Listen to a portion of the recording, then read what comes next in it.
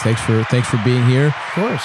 Very funny. You guys, if you don't know Peyton, very funny videos, very funny stand up, and just what do you want from me? If people, when like people have like get in trouble because it's like it's like nepotism, where they really put their people from their own culture. You know what I mean? In the most harmful ways, that's racism, right? Where white people only want white people, or like, in some communities, some ethnic communities will only hire within those ethnic communities. I try not to be a prejudiced man, but when I see a cute little fat guy, I just kind of have to get him on the pod, man. When I see a cute little fat guy that puts a little twinkle in my, I'm like, wow, I'm getting old, because I look at another grown man and I'm like, look at that little guy. Look at that cute little kid. How old are you, Peyton? I'm 25. Yeah, to me, you're a baby. I'm looking at you. I'm like, this guy. I want to cradle you. Yeah. I literally see me as at 25. That's how he broke his arm. He was cradling. I was trying to have Peyton in one arm, and it snapped in a way you've never heard before. I was trying to. You were trying to talk me out of it. I was on pills. I was like, come on, you want to do the podcast or not? Come on, latch on. If you want to do the podcast, you're gonna have to let me hold you.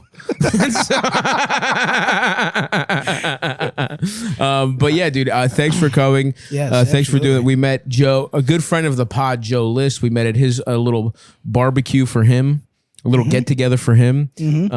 But yeah, and look, we're gonna be honest. 2 very famous people dropped out last minute. So there are a couple different reasons. I think my love for a funny little fat guy. I'd like being at the point in my life where I'm like, yeah, hell, I see younger people and I'm not threatened. You know what I mean? Because it's like, I do remember even like 5 years ago, I was just like, I have to be the number one fat guy in comedy entertainment. But now I'm like, I've been like, this sucks. I'll pass the torch to someone else. Yeah. I want you to, I hope you have some success. It destroys your body more. Yes. You know what I mean? It's like they make you fatter. Sure. You get addicted to pills. It is a beautiful cycle. But you seem honestly like a more well-adjusted guy to me. I like, thanks. You've got classic Chicago, because you're originally from the Chicagoland area. Chicago, yeah. And you have that vibe of like just a fun Chicago guy, drinking some brewskis, having some sausages. You know what I mean? That's pretty much all we do over there is drink beer and eat sausages. You're describing it like Poland almost. It's not. Yeah. There's Italian beefs and stuff. Yeah, there's other types of food to eat, but that's basically what I'm having is sausages. That's a good point. What do we come from a fat family? No. I'm the only kind of fat guy in my family. Wow. It's a little shocking. That is crazy. Yeah. I come from a pretty fat family personally. Yeah. Yeah. It definitely, different parts of the family all have it, Yeah. I feel like that might be a Baltimore thing too, right? That's where you're from. Yeah, but I'm talking about even my family in Greece. Oh, just I have way back. And they also my dad's family's still in Greece. Oh, okay. So like and they're like people that love to eat too. Yes. So it's not just that they're fat. They're not, because sometimes kind of the saddest fat guy you can come across is a fat guy who doesn't even like food. Yeah. And it's like, what? It's like a tall guy who doesn't play basketball. Yeah, it's like Eldest, basically. Yeah. Hey, come on. Nothing wrong with that. A pathetic tall guy. Like a fat guy who's like, oh, yeah, I don't know, whatever. Like whenever I get hungry, I eat. It's like, well, then how did this happen? Right. You weren't even enjoying it? Yeah. You just kind of you just eat Lay's potato chips absentmindedly sometimes. But anyway, sorry, what did you say? That We're made talking me think about of that? that your fat family goes all the way back to the homeland. Yes, and my homeland family, they've earned getting fat as shit. Sure. They'll take you to get a nice fucking, like the best. They know how to get the best of everything possible. Right. They know the best restaurant in every genre in Athens. That's a good fat guy. That's a good fat quality to have, is knowing the spots. Yes. And I'm sorry to reduce you as a fat. I know you're a more complex man than that. It's okay. It's fine. Does that actually hurt your feelings? No, not at all. Okay, because I don't mean to be like. Care if I smoke, by the way? Sorry. Yeah, classic. Oh man, that's Classic good. bit. That's a great bit. Would you like one? Yeah, dude. Yeah? I've been trying to quit, but yeah, dude. Thanks. Yeah, they're pocket temp. Yeah, shit, dude. I don't Eldest like that. candy cigarette. Oh yeah. All right. How cool did it feel to get a candy cigarette as a kid and do this? And just be like. I was in a coffee shop 20 minutes ago doing this. No, I'm all good. Thank you. It feels great. I love it, dude. So interesting though. So yeah, an outlier in the family. An outlier, but I'm very nimble. Yeah, I see that. Very athletic. I can do the worm and a cartwheel. You can do the worm and a cartwheel? Sure, let's move this table out of the way. I'm so jealous, dude. You can't worm? I can't worm. I feel like that's easier on a big guy because you get the belly to kind of seesaw. The belly is momentum. Yes. If you get the belly going, it's sort of like you get massive potential, like how there's energy in waves of water. It's like when the waves of the belly can fucking move the energy. Like the guy doing the backflip, and he can't stop doing the backflip all the right. way downhill. It's kind of how it is with the worm. Yeah. That's impressive with the cartwheel too. That must be you got some upper body strength. Yeah, certainly. I respect that. So in many ways, you're kind of. I always respected that because that to me, that seems like the top level fat guy. Is the fat guy who can do a cartwheel. Yeah. I guess because of Chris Farley. Sure. And you've got me there. And I will not be attempting a cartwheel probably ever.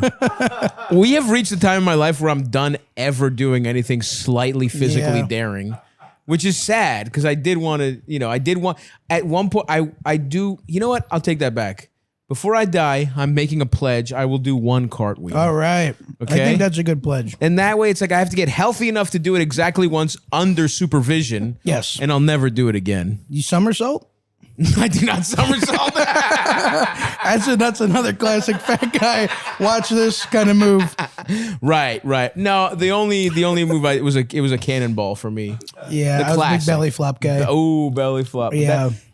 Again, I admire your dedication because that just is too self-destructive.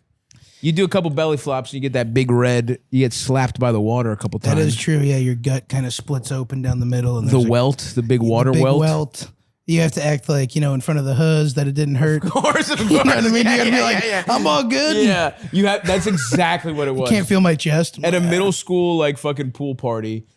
You got to do your fat guy moves. I used to belly flop off the high dive. It was like 12 feet high. Whoa, dude, respect. That must have gotten you fucking some true respect. They were kind of like, hey, can you stop They're doing belly flops off the high dive? You're going to die one of these times. I was like 12 feet in the air. They were like, this guy's going to snap his neck. That's fucking awesome. Hey, it's a liability, man. Mm-hmm. That's really a liability. Please stop doing that. Was that your move? Did you get respect from, did any girls like that you could belly flop? It wasn't, look, the fact that you think I was at a pool with some chicks is very funny. It was me and about 10 other guys my size having ham and cheese Dorito sandwiches. This wasn't hell yeah, dude. So your family wasn't fat, but you did find fat friends. Well, I played football through high school, so I had some bigger guys. The linemen would hang out, of course. We would do team dinners all the time, that's where we went to town. That's awesome. I don't know though.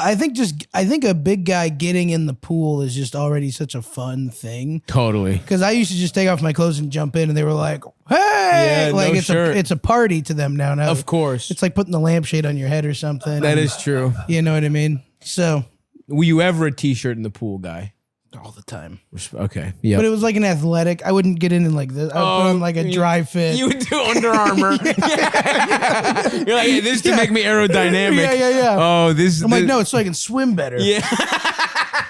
It would be really funny to be a wetsuit guy being fat. You get Michael Phelps' trunks. Yeah, exactly. If you remember that, there was that one video that he came out with these specific he was wearing shorts but it zipped up and you could see his hog. Sure. And he did have a legendary hog. Salute. Did he? Oh yeah. Hey, whoa. You're talking about Baltimore legend. One of the most decorated Olympians ever. That's true. Don't be surprised Phelps is hanging dong. I would like to see that, Elvis, if you could maybe pull that up. That's interesting. It was a very famous, and I think then Speedo, whatever company, had to go back and do they had to airbrush his cock out. Really? Because it was too awesome. Oh my God. So the man is a champion in many ways. That's pretty great, actually. I respect that. Did you have, who was a hero to you growing? Did you have who was somebody you really looked up to growing up, or somebody who was a guiding light? Well, there's two different, I guess, I don't know, eras. I don't know what you would call them, parts of me where I thought I was going to play football for a while. Of course. So I really I don't know, I guess I looked up to, I'm trying to think. It would probably be any of the big dogs that were playing when I was growing up. So right. J.J. Watt. Sure. Brian Urlacher. Okay. Aaron Donald. How about a Vince Wilfork? How about let's You know, I didn't think you were gonna pull it out of me. Yes, because I was a nose tackle. Okay, Yeah, I and was too, to me, oh yeah, exactly. So Yeah. look, you were saying a lot of guys that don't match your profile. Let's be, you know, Cooper Cup, Randy Moss. Devin Hester, any black guy. Yeah, no, it was definitely Vince. It was definitely the fattest guy in the. He used to wear overalls. But he was the man, though. He was fat as shit, and He was jacked, and he was a big barbecue guy. Big barbecue guy. He was the one Patriot I had to respect. I remember seeing pictures of him in like all jean overalls with like straw in his mouth. Yeah, yeah. And I He was was- like, what? He was like a country guy. Yeah, him.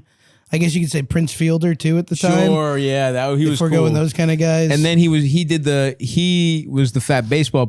Baseball weirdly does have respect for the fat man. they love him. In a sport, I guess it's because it's so old fashioned that fat people could still be considered athletic. Like, have you ever Yes. read what? There's no way this is true, but there's like an apocryphal. What did Babe Ruth eat every day? Yeah. Look that up, Eldis. It's like he started his day with 2 porterhouse steaks Yeah. and a quart of whiskey and vanilla ice cream or some shit. He had an insane diet. I think maybe that's why it's a respect your elders kind of thing. Because all those old guys were fat. Yeah, You're saying. they were Babe fat as Ruth. shit. But even modern baseball had like Prince Fielder, and then of course David. What was his? David, don't tell me. The Yankees pitcher who was fat as shit. He was the man. Oh, I was thinking of David Ortiz. Ortiz too. Yeah, yeah, but He was whatever. just kind of big. Yeah, sometimes I can't. Boston, growing up in Baltimore, Boston, New York, especially when we had teams. Yeah. Like baseball's the one thing that I was an Orioles fan. It was the first team I was a fan of because we didn't have the Ravens when I was a Right. really little kid. Yeah. So baseball, I still really hate the Yankees and the Red Sox. For sure. So I can't really respect them. Yeah. But it did piss me off when David, I forget his fucking name, not Cone. What was the fat? Anyway, whatever. What were you gonna say, Eldis? Oh, I got Babe Ruth's diet right here. You hit us with it. Breakfast: pint of bourbon mixed with ginger ale. I mean, there's no way that was what he had for breakfast every day. Like, where? Anyway, but just read it. A steak, 4 eggs, fried potatoes, a pot of coffee. Sounds pretty sick. Afternoon snack was 4 hot dogs and 4 Coca-Colas. Well, he was at the ballpark. Yeah. What do they got? What is he gonna eat? He's taking batting practice. He's got to have 4 He's hot gotta have dogs. some lunch. Stay energized. Early dinner was 2 porterhouse steaks, 2 heads of lettuce drenched in blue cheese, Ooh, lettuce. Drenched in blue cheese. That's awesome. 2 full plates of cottage fried potatoes, 2 apple pies. 2 apple pies. There's no way that's real. He's got his dude. hands behind his back. Yeah. Evening snack was 4 more hot dogs and 4 Coca-Colas. Okay. And late dinner was 2 porterhouse steaks. No. See, even if you're fat as shit, you're not having 3 steaks, 8 hot dogs every day. Okay, here's what I'm thinking. Do you think the serving sizes were much smaller back then? That's a good point. You could probably house a fucking 1930s like hot dog, no problem. That's actually a really good point. How big were steaks in 1930? Because if they're little fucking medallion size, but he said they're saying don't porterhouses, dude. These are, and honestly, I think he did. This probably wasn't his breakfast every day, but I think he certainly did it enough. They were like, I think that's just what he fucking eats all the time. Like this is probably a several times a week thing. Listen, I can see him doing this every once in a while, but Yeah. this is an insane thing. It's like to when do you every see an day. Olympians like diet during the games or when they're training. It's like Oh, you they're think this just was like his season diet? maybe. That seems to make sense, right? I mean, I've seen like Michael Phelps breakfast before. It's like this motherfucker's eating like 6 You know what? meals That's a a day. good point. like- But also, again, Michael Phelps was doing a real sport where he's in the pool nonstop. And Yeah. as much as I love watching baseball, even the most they run is like they're standing a lot. No disrespect. He was in the dugout just smoking They're cigarettes. smoking cigarettes. for like They're- 9 innings. He's Yeah. watching the game just as much as anybody else. Yeah. He's just at the game and taking some swings. I guess that's true. The hot dogs and bourbon maybe make a little more if you consider that he was a man who watched a lot of baseball. So he 100%. just considered being at the ballpark. He's having dogs too. 100%. But anyway, that's just an insane fucking diet for a Pint man of to have. bourbon is nuts. People really drank so much back then. Yeah. Were you a big drinking? Oh, so anyway, you're saying the 2 types were like, you got all and I empathize with this too, because when you're playing sports as a kid, and we just talked about this, I think we did an episode recently with friend of the show, Carl Tart. And we were just talking about how little kids, professional athletes just get to whatever, they don't change their mindset from the time they were 6. Right. Because they're like, I'm going to be the best at football. Yeah. When you're a little kid, you're like, I'm going to be a famous football player. So I get it, because I was that same way too. 100%. I even thought, for a while, I thought I was going to be a wrestler. Yeah, I wrestled too. I did a lot of, but I mean like WWE, you know what I mean? Like I would dream of being like in DX. Yeah. Like I would go to bed and be like, I'm going to be a fucking wrestler. I'm going to be, some of the first books I read were like The Rock's autobiography. Oh my and God. And like Mankind's autobiography. Yeah. So I moved. That was when I started becoming stupid. For sure. Because I was a smart child, and then once I got my hand on WWE published literature, that's when it starts going downhill. It's just dangerous as porn, I think. And yeah. Once it gets a hold of you, you go, oh man, that's all I can think about. It's fucking. Fuck. But yeah, so I had that, and then I started doing comedy. Gotcha. In high school, and then I was like, well, I should, and I always looked up to those other guys more, but then of course when you play sports, you can't be like, hey, I like Richard Pryor. Or I'm, Larry David's, they would be like, of what course. the fuck are you talking about? All you could talk, when you played sports, all you could talk about is whatever the most famous black comedian was at the time. Right. And it didn't matter if what they were doing was good or not. No. Like I remember when I was in high school, it was like, what movie came out? It was like a Martin Lawrence, Steve Zahn movie. Whoa. And all the kids on my team were like, yeah, that was good, just because it was whatever, like Martin Lawrence just movie. The movie. National Security. Yeah. Like I remember on Icebreakers, I think it had come out one summer, or maybe that was even middle school. I just remember 2003.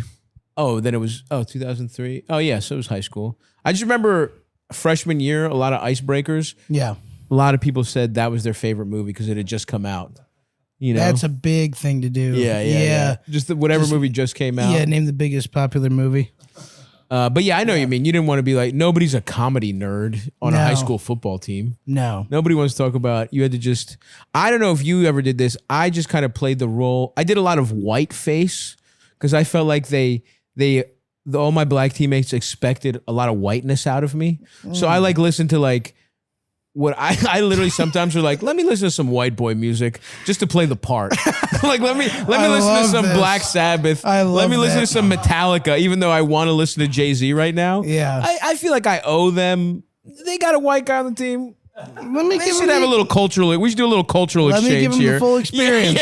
Yeah. I just Stavros just taping his ankles up before they hold me now. Just fucking Creed's playing. You're banging your head into the locker. Yeah. No, I really did some performative headbanging because we also had a white trash kid who listened to metal and would I think he had lead paint poisoning. He was so stupid. Yeah. But he would listen to metal and get amped. Yeah. And I kind of was like, he's out whiting me so much right now. I was like, I got to do a little bit.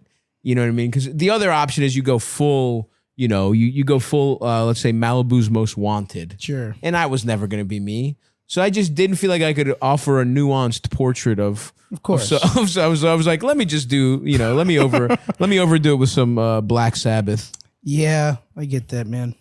Did you ever, but you never felt it? Because I just feel like, did you do any lying to fit in the locker room or? Well, I actually have a theory that, because were you a starter? I was. Okay, so you probably didn't. I was not a starter. Oh, okay. So I have a theory. I used to go crazy on the eye black. Oh, yeah. and I think the less you play, the more you're rubbing you get it into on. accessories. Dude, I did it down and up and all black. only for it to sweat and go into my eyes on the sidelines. Yeah. And the one play they do call you in, you're fucking just you can't see. Yeah. Tackling my own quarterback. I went heavy eye black. That's fucking awesome. I did big triangles on my thing, and I remember I'd give myself, in case I ever went in. Course. Who knows? I was Of course. second or third string. I was like, I'd be like, a lot of people out there doing press today. Yeah.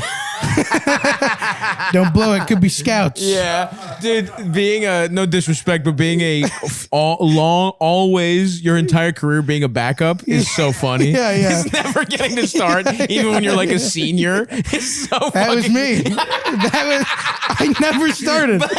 What are you talking about?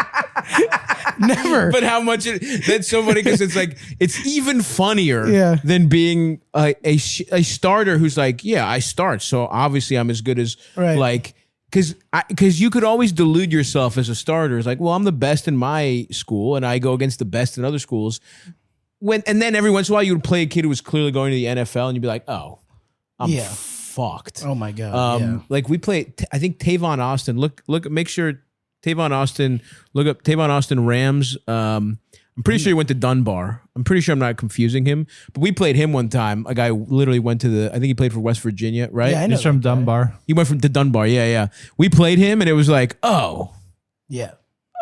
this is like this this is guy's over. doing something different than. We had one of those guys too. Yeah, one of them showed up and they were like, he's like a 4-star prospect, and we all had like I had like the 1940s 1-bar helmet, and this guy had a full cage. Yeah, the cage. And I was like, oh my God. Yeah. And he just had the littlest eye black. Came out a gentleman's eye black. and dude, Nothing to prove. Yeah, and he dogged us. Yeah. I mean, we got fucked. But that's what I'm saying is like, okay, you can at least delude yourself until you're up against another crazy starter. But when you never started and to still like think you're going to go play the NFL is so funny. All the time. You just being like, hard work. It's just like, it's just so funny to be like, you had just like, whatever it takes to make the team. Like you were being so serious and you never got a chance to that's so fucking funny. And I never grew past like 5'7". So there was a lot of things not working in my favor. I was like, with hard work and perseverance, I can make it through the small funnel that is the National Football League. And then I was 5'7", be like, hey fellas. Yeah, I know, me too. Everyone else is 6'6". Yeah. I mean, I did, at least it got to the point where my junior, I was like, all right, I'm probably going to play low division, maybe 1A. Right. Like I at least got to the point where I started watching like D2 or I started watching like local teams. And I was like, okay, I'm not going to play for Alabama. But then I would watch like Towson State, for example. It was like our local shitty school. Yeah. And I was looking at those guys like, I could be on that football team. Those guys are really sad now though. Yeah. Oh, absolutely. Like now that I've been out of high school and you see some guys that you keep up with and they're just like in those like 26-year-old like non-professional leagues. Oh, you ever seen them where they got like the Ravens pants but the Saints jersey? Yeah. And they all have like they all buy like helmets from like Modell's or like sports whatever the fuck, like just sports stores. My brother played for, because those leagues always needed kickers. Yeah. And my brother was our high school kicker, and he played in a semi-pro league a couple summers, and it was straight up like 40-year-old guys, like criminals. It was always like guys who just like wanted to keep the youth alive, keep the dream alive. But football is the worst game to be playing. Yeah. Because you will destroy your body. Well, I've been thinking like now, if I were to ever have kids, there's no way I'd put them into football. Yeah. When I was younger, I'm like, of course, you can play football. Yeah. And now I'm like, dude, I got my bell rung so much. And you never started. I never started. You did. What was your biggest moment of glory at any point from like Pee Wee football to high school? Do you have one moment where you're like, I was the fucking man? Well, there was a time where they all gave me the football and nobody tried to tackle me and I ran it in for a touchdown. No, I'm kidding.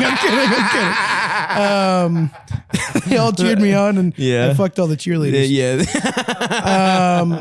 I don't know. I mean, the biggest glory moment, I didn't really have one. I mean, I would just kind of. It was and like I'm talking Pee Wee. There's like a sack. Did you have like a big sack? What did you play, nose tackle? No, because when you're a kid, recovered fumble. I was like grabbing people by the helmet, and like I didn't know how to play football. Right. So by the time I was. Because I was big in Pee Wee, right? So I didn't have the mind to use it to my advantage, and at least have some real fucking good times then, and like light people up. I was like grabbing my own like teammates, and be like, like it was like the Outsiders brawl or something. I was just taking anybody. Yeah. But I mean, I loved playing it. It was a lot of fun, and I'm still friends with a lot of those guys I played with. But it is the camaraderie. Yeah, I think that's what I liked about it. It was just like, it kept me in, at least I was still fat, but I could be in shape. Right. My McChicken at lunch at 10 a.m. at school. Yeah. You felt like you had earned it. For sure. Yeah. But I mean, I got in some garbage time plays. I love my that. highlight reel's like 2 minutes. It's not bad. Hell yeah, dude. But Did you have? So what was the? Did you have siblings? Like, what's the family life looking like? I just have an older brother and a younger sister, Okay. and then mom and dad are split up. And that's it. Damn, dude. What age did they split up? How old were you? I was 13. Okay, weird. They were gonna do it once, then they didn't, and then they did. Oh, so you were aware of the failed attempts at divorce, even? A little bit, but they were. I don't know. They were kind of good at. Not, Oh, they kept it nice. It didn't get crazy. for the most part. Yeah. And then that's a tough age for a divorce, right? In the middle school feels like it's a tough one. Oh yeah, because you're already angsty. Yeah. And then high school comes, you're like, fuck you. They fucked my life up. I had studs in my ears and shit. I was playing in the Malibu's Most Wanted. I had the bleached hair. Really? Oh yeah. Hell yeah. Gold dude. hoops from Amazon. Jordans. Oh yeah. Yeah. That's fucking awesome. So your persona was like cool, fat kid on the football team, cool with black people. Very cool. with Yeah, black people. yeah. Love that. Yeah. Very cool. Because that's definitely a guy. Because being fat if you're funneled into football, makes somebody who otherwise would have gone complete like Reddit dork. Right. You know what I mean? Because I think I definitely had that in me too, but it's like sports, especially for fat kids, it funnels you into like, oh, you have access to actually being way cooler. Right. This does save you socially. Oh, dude, wearing the jersey on Fridays. Yeah. And it's not like anybody else really knew. Of course. They were like, he could be a starter for all I know. Especially when you're a fat guy. Good point. Fat guy in a football jersey. A fat kid in a football jersey. Yeah. If you have a fat child who's a fucking pussy, make him play football. Yes, because I agree. Even if he's going to get bullied on the team, the social cachet of the jersey on... Yes. Jersey with... Do they make you put a tie on underneath? Under the jersey? They made us like dress in like slacks and be professional. And put the jersey over And then it? you put the jersey over it. Oh, no. It was like them being like, as a reward for being professionals, you get to show that you get to also wear the jersey. That's crazy. No, I never did that. Either way, that Friday when you're walking around Friday with the jersey, it feels people good. do look at you different. It feels great. And they don't know that you're never getting in. No Unless idea. 4 people have catastrophic injuries, you will not see the fucking the field. 100%. And no one knows that. But I kind of like my position. I was like the hype guy. Yeah. You know what I mean? I would also do that. I'd get everybody. We had the big blow up helmet that we'd run out of. And I was in the front being like, no fucking around out there. There's a lot of people to prove to. You got to prove yourself. I was giving my speech to them. And that's awesome. And I would like look at the other team and be like, these guys are fucking pussies. We're going to lose to these fucking assholes. And then I would do the big count. And then, it's so exciting. Right before the game, you're like, And then it's just 2 hours to be like at the Gatorade water fountain. Just not in. But I did like the hyping Not even up. special teams? Maybe once or twice it threw me out. They might have put me out on kickoff once or twice. And I down the field. I couldn't get back. By the time I was down there, they were already in the end zone. Yeah. That's fucking hilarious, dude. Yeah, that's so you were the guy who I love that, dude. You were the vet. You were the vet with no playing time that was in charge of telling everyone to take it seriously. They brought up the freshman to varsity, and I'm like, kid, I've seen a lot of things on this team. Yeah. And then and then they call that child up, and he scores a touchdown. Yeah. That was always fun. Sports is also really good for your kids because it just teaches them that there is nothing like fairness. Because you could work hard as fuck for 4 years and do everything right and obey the coach completely. Yeah. And then a kid comes in who can't read, who fucking who drove drunk to the game. Yes. And they suspend him for 3 series to make a point. Yep. And then he goes in and you're like, and you just see a type of athletic talent that you can never, no amount of hard work will ever get most people there. And you realize like, oh, life's not fair.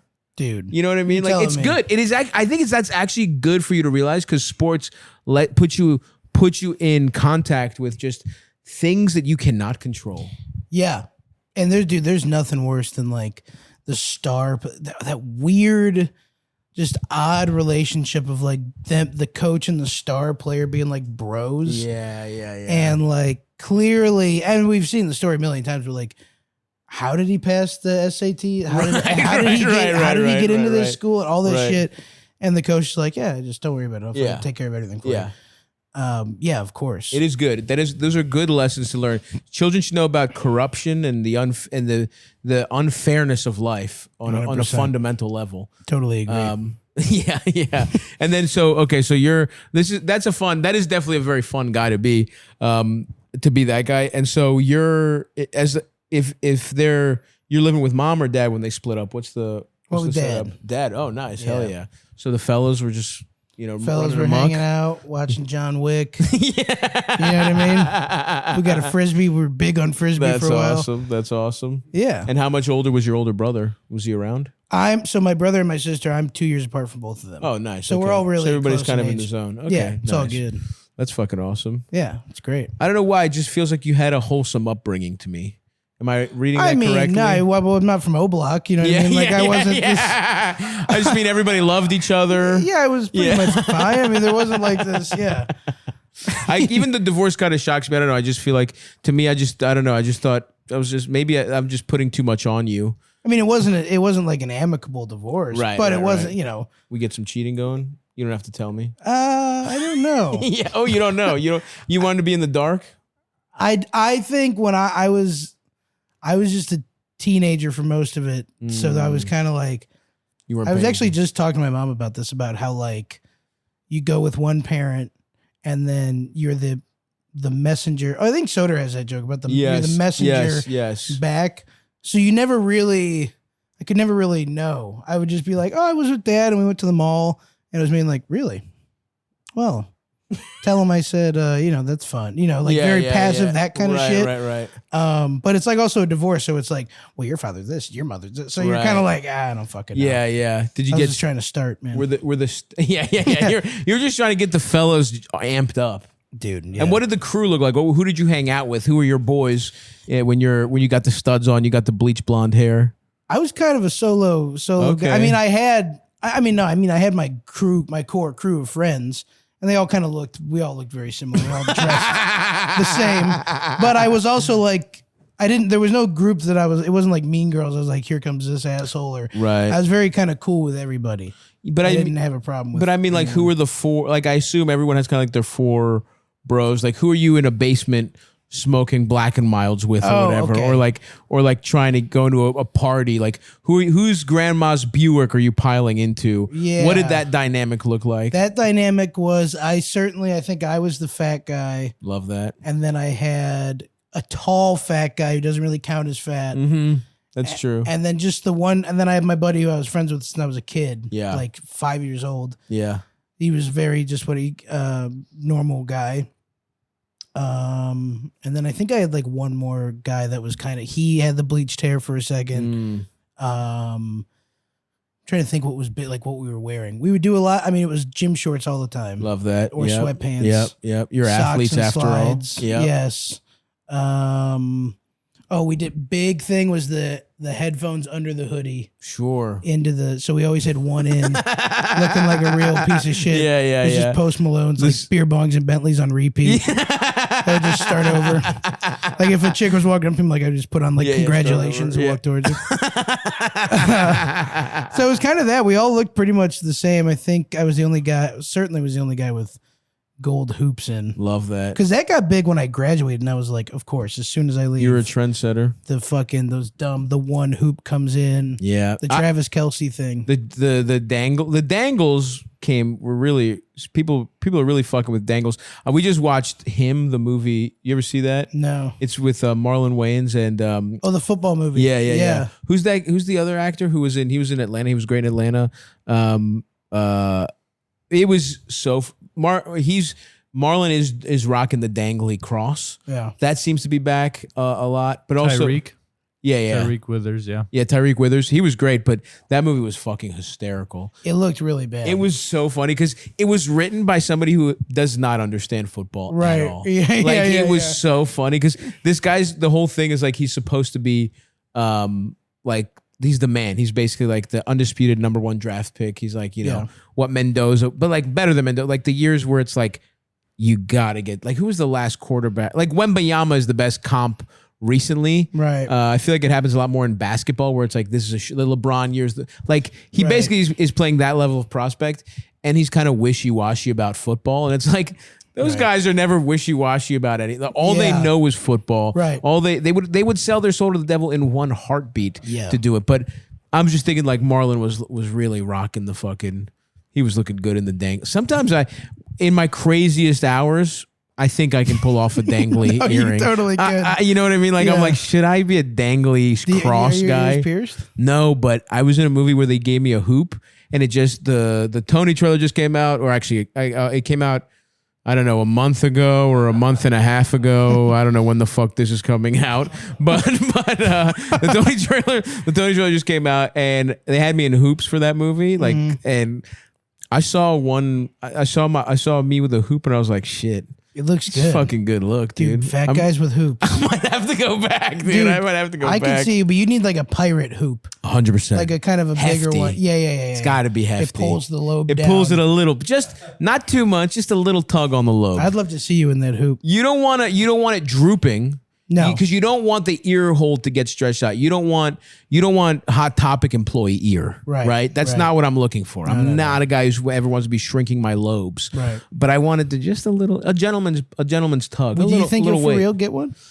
At some point, if I survive the next 2 months of my life, if like my body if I stop getting catastrophic injuries, and I just finish the major career accomplishments I'm in the middle of that are killing me, I will get a hoop to celebrate. I think it's a good idea. That's if we make it through everything alive, the special I think will probably now come out. I don't know when.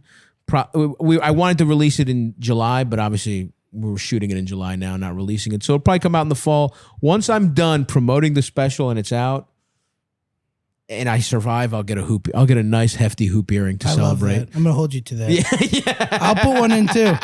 We can FaceTime and I'll do a big one as well. I love that. I got both going. So did that work for you? Was like socially, romantically? No. Okay. Because you never know. Sometimes it can happen. You never know. Because I feel like the only thing stopping me, and this was probably true of you too, from because I do feel like there were probably plenty of girls when you're the fun fat guy that would have fucked you when you're like when you're in high school and you're like, could I get a girlfriend? It's like you could have, or I could have, but I was stopping myself. Yes. Sometimes that's why I don't know. I just was projecting, it's possible that you didn't have that hang up. Maybe you had a better, life. Well, I think I was changing myself a little too much. I feel like everyone obviously everyone goes through like the style thing maybe once a quarter. Of course. The start of my junior year, I wore, maybe it was my senior year.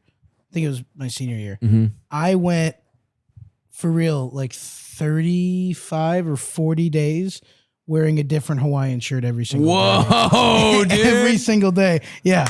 Every day. Respect, dude. Every day. Oh my God, that's beautiful. I would go to like JCPenney. How did you even Goodwill. source them? I really respect that because that's probably the amount I have now, but I'm a millionaire. I have all the resources in the world. No, this and is you in high school, in the middle identity crisis, broken home. Yeah. You figured out a way to still get more Hawaiians than I have now, and I really respect that. I would get like one a week over the summer. Yeah. I got into a big beach phase.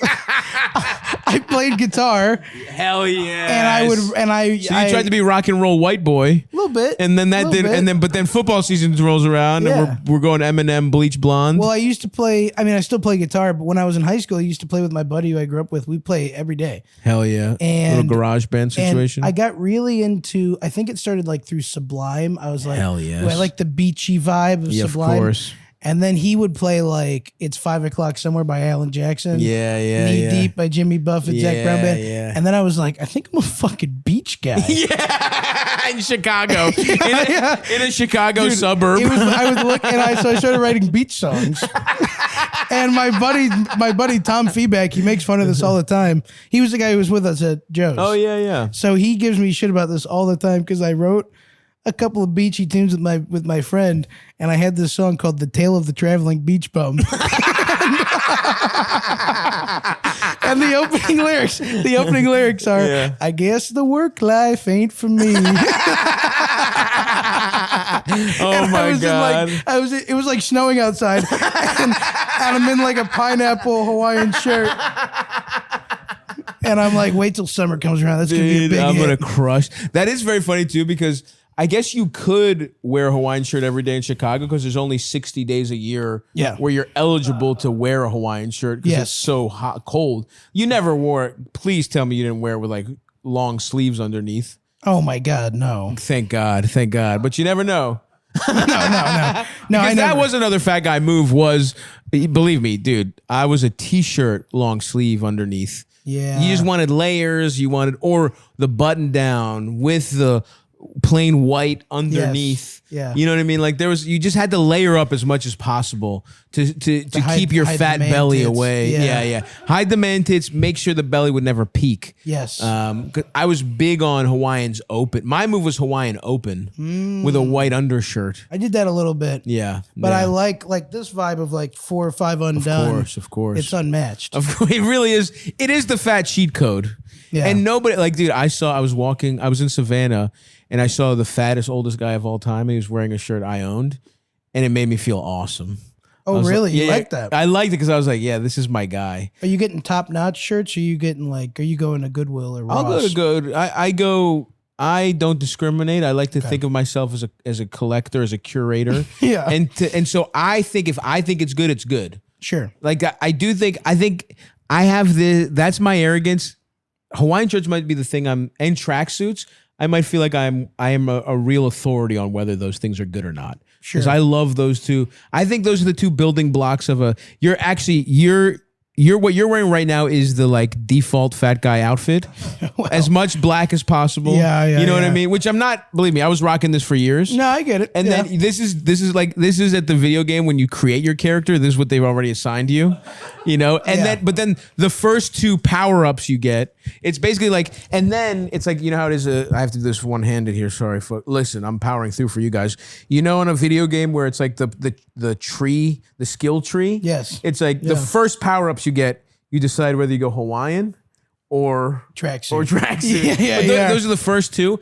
And now I'm like, all right, I'm getting into my 40s. Yeah. What's the next? There needs to be a little more. And I do think we're coming into like loose silk shirts and maybe sport coats, but like with everyone's dressing baggy now. That's going to end in a little bit. Yeah. I think a baggy pleated pant for a fat guy's and kind of old mobster look. So I'm happy to report that I'm thinking about what it looks like to look as a fat adult, as a true fat adult. Right. How do we need to dress? Because I can't look, tracksuits and Hawaiians never going away. No. Never going away. Tried and true. But we do need a little next level. How do we dress a little better, without betraying where we come from? Dude, I think you in some dress pants, like some suit pants with some nice J's, Okay. perhaps some Jordan 3s. Okay.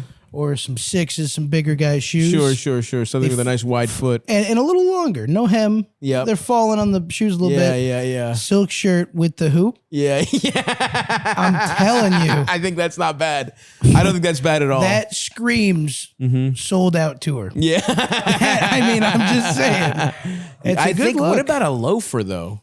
I do think a loafer. I think maybe. I hate the loafer. But I think there is something. I think that to me the loafer is a fat shoe that mainstream has stolen from us because it's the dress shoe you can slip on. It's the dress shoe. It's the dress shoe when you're too fat for laces. There's no bending over. There's no bending over. A shoehorn. in. That's the fattest dress shoe, and I do think we're gonna look back and see there. Because people with their Hawaiians baggy fits. I think they're taking our culture, and I think eventually they'll move on. But I think I am going to land with, because I need a little something different than a basketball shoe. I will never betray. That's where I come from. I'll always have athletic shoes. I'm a big New Balance guy too, because they fit your foot, the plus size foot. But I do think I need to start finding a little more couple more dress shoes that are still fun, but again, accessible to the fat lifestyle. And that's why I think, Anyway, I'm in the lab right now. I'll let you know what my You let findings me know are. what you cook up. Perhaps perhaps a turtleneck. Yeah, oh, exactly. Okay. Yeah, but you have to get. Here's the thing, because you can't try too early because when you're so fat you don't have a neck. Yeah, it's really pathetic wearing a turtleneck. that is true. It's kind of neck brace looking. You look like you've had an accident. It does not. You don't look cool. Yeah. It just that looks is like, hey true. guys, Hey. you look even fatter somehow. Yeah, no, that's a good point. So I do think I no-go need on to the get a turtleneck. little, but that's when I was like insanely fat. Yeah. Where I was like, oh, turtleneck, and it was so bad. Yeah. When the turtleneck is this big, Yeah. when it's 1 centimeter of Yeah. turtleneck, it just looks like a weird collar. Just looks like your collar's fucked up. Are you a but- sweater guy? V-necks? Sweater, see, again, a nice puffy sweater is good, but again, when you're round as fuck and it's puffy, you just, yeah. So I need to lose just a little weight where a heavy, thick, sweat. We'll get some sweaters in the mix. But anyway, I just feel like there's something, I'm engaging in a lot of research for the next generation, what the next level of my fat style is going to be. I've just been doing black jeans, and I went to Walmart and got just a black button down, server button down kind of. Everyone thinks I look like a busboy. Yeah. But I got a gold chain. I roll the sleeves up, throwing some cologne. There he is. I'll tell you what. And that's your pussy getting outfit, or is that Yeah. is that your is that what you're performing in? I did it on stage. Love that, I dude. headlined the Mothership a couple weeks ago, and I went in with I was like, this is the night. And I put on the You black put the button thing. down. I went in there, and the set was just okay. So, it says something. That's all right. yeah. I like that you're committed to staying with the all black, and you're like, I'm gonna keep this classic look, I like but it. I'm gonna get the button down. 100%. Yeah. Okay. Yeah. I like. Yeah, that is very nice. So when's the first time you're getting any kind of you're feeling, if it wasn't working, if the hoop earrings weren't working in high school, when did you pivot to successfully get feminine attention as a youth?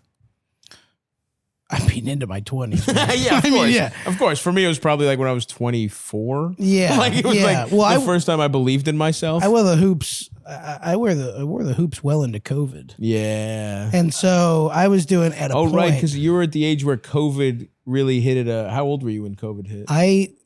COVID hit 2020. I was 19. Oh, So brutal. I had just I was the year before everybody had I had graduated right before the last chopper out. So, right. Yeah. But then all the fun, those 2 years are fun 2 years right after you graduate. Dude. So your freshman year of college was COVID? Yeah. I didn't go to college. You didn't go to college. So I was just, and my dad had met his now Were fiance. you ever planning to go to college or no? No.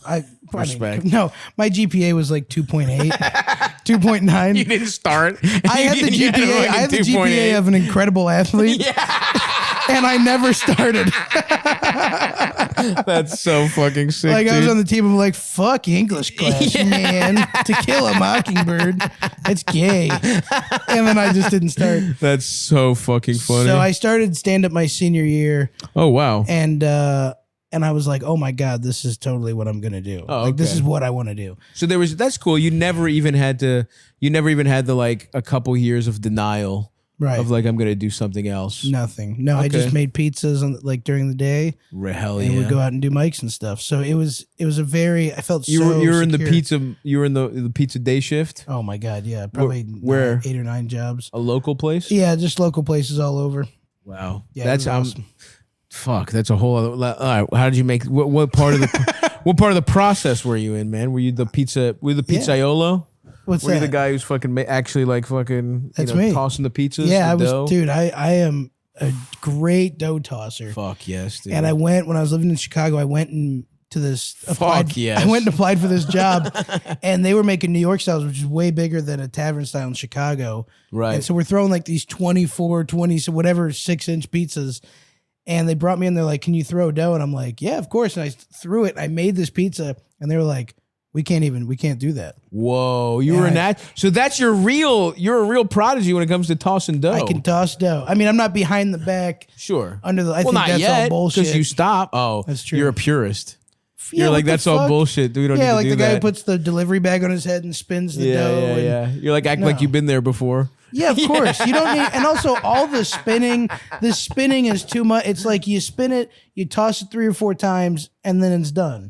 It's this, Okay. You know what I mean? I love this, dude. Yeah. I love when you have a clear. Thing. Yeah. Okay. Yeah. Do you ever miss tossing dough? Yeah. You could get back in there. Do you ever think about making your own? Is that a dream of yours to own your own pizza restaurant someday? Take your dough tossing capabilities and show what you can. That really wouldn't be do? a bad idea. I always would, like, if I had enough money, I would open up some kind of place. I don't know if it would be pizza. What would it be? I like the idea of, I'm a big coffee guy. I like the idea of just having a nice coffee shop. Okay. But also, there's too many of those. Yeah, but that's all right. There's a lot of pizza, though, too. There's a lot of pizza too. Yeah, I do like the idea because, like, if we ever make pizza, like my dad, who cooks a lot, he just buys dough fresh from like this Italian market and he makes it there. Okay. And so he, I'm big. I guess, purist is a good way to put it as far as pizza goes. But I'm also not. I'll throw down a Domino's. Of course. You know what I mean? I'm not one of Absolutely. these guys who's like, like I got my buddy Tom. He's like Italian. He's like, if my mom didn't make the sauce, I'm not eating it. Yeah, I'm not yeah. one of these guys. Of you know what course. I mean, I'll fucking. I know one time I had a buddy who grew up in New York and he was like a big pizza. He loved pizza. Yeah. And we were somewhere, some comedy club or some shitty like job or some audition or something. And they weirdly had Papa John's pizza. They were just like, oh, we have extra pizza if you guys want it. And he didn't claim that he wasn't like, I'm never gonna, no, I don't want it. I'm just not a fan. He was like, I've never had Papa John's and I don't want to. And we were like, you've had Papa John's at some point. We were like, you can be like, I don't like Papa John's, but it's like, even if you grew up in New York, even if you're a pizza purist, somewhere at some point at a blood drive, at a at like a church, somebody ordered fucking Papa John's. You had one slice at some point once in your life. It was don't now I still of the shitty pizzas, Papa John's probably because that was the one when I was a child. Yeah, and of course the garlic sauce. Yeah. But once Domino's stole the garlic sauce, that closed the gap for me too as well. For sure. That was a big moment. Yeah. And that was one of those things where I remember I was like, that made me understand corporate espionage. When I was like, yeah, they should steal from. I was like, oh my God, this was genius. Yeah. They just stole it. Yeah. I was like, this is what was holding them back. Yeah. Like it did blow my mind. I remember thinking as a fat child, what a brilliant strategic move it was for Domino's to develop their own garlic sauce. It's so easy to make. I was like, I tip my hat to them. Yeah. That's going to be big. Or maybe I wasn't even a child. I was probably like 14 when that formulation came out. That's so funny. That is fucking hilarious.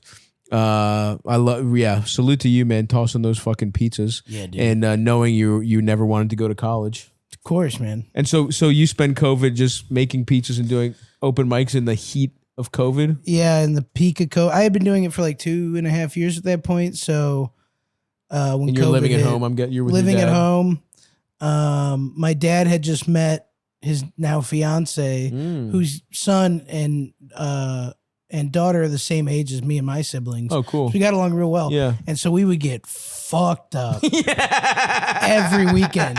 Because I drank like occasionally, but he went to college and then came home during COVID, and he had and I didn't know about like beer ball and beer pong and all these things. And if you see any picture of me from like April or May of 2020 to like February of 2021, I think I'm hammered. That's awesome. With your family. Oh my God. That's so beautiful and wholesome. Yeah. I was trying, and of course, another big guy move. It was like, how quick can you chug a beer? Of course. And chug. So he made, my stepbrother had this funnel he made at college that there's a key, a sharp key attached to it. He made his own funnel. That you punch in there and you shotgun it. It was a little device. And I think one night I tried to beat sub 4 seconds. And I think I went through like 16 beers in like in like 10 minutes, 20, 30 minutes. That's awesome. And then they were like, hey, dinner's ready. And I remember going to the table like wasted.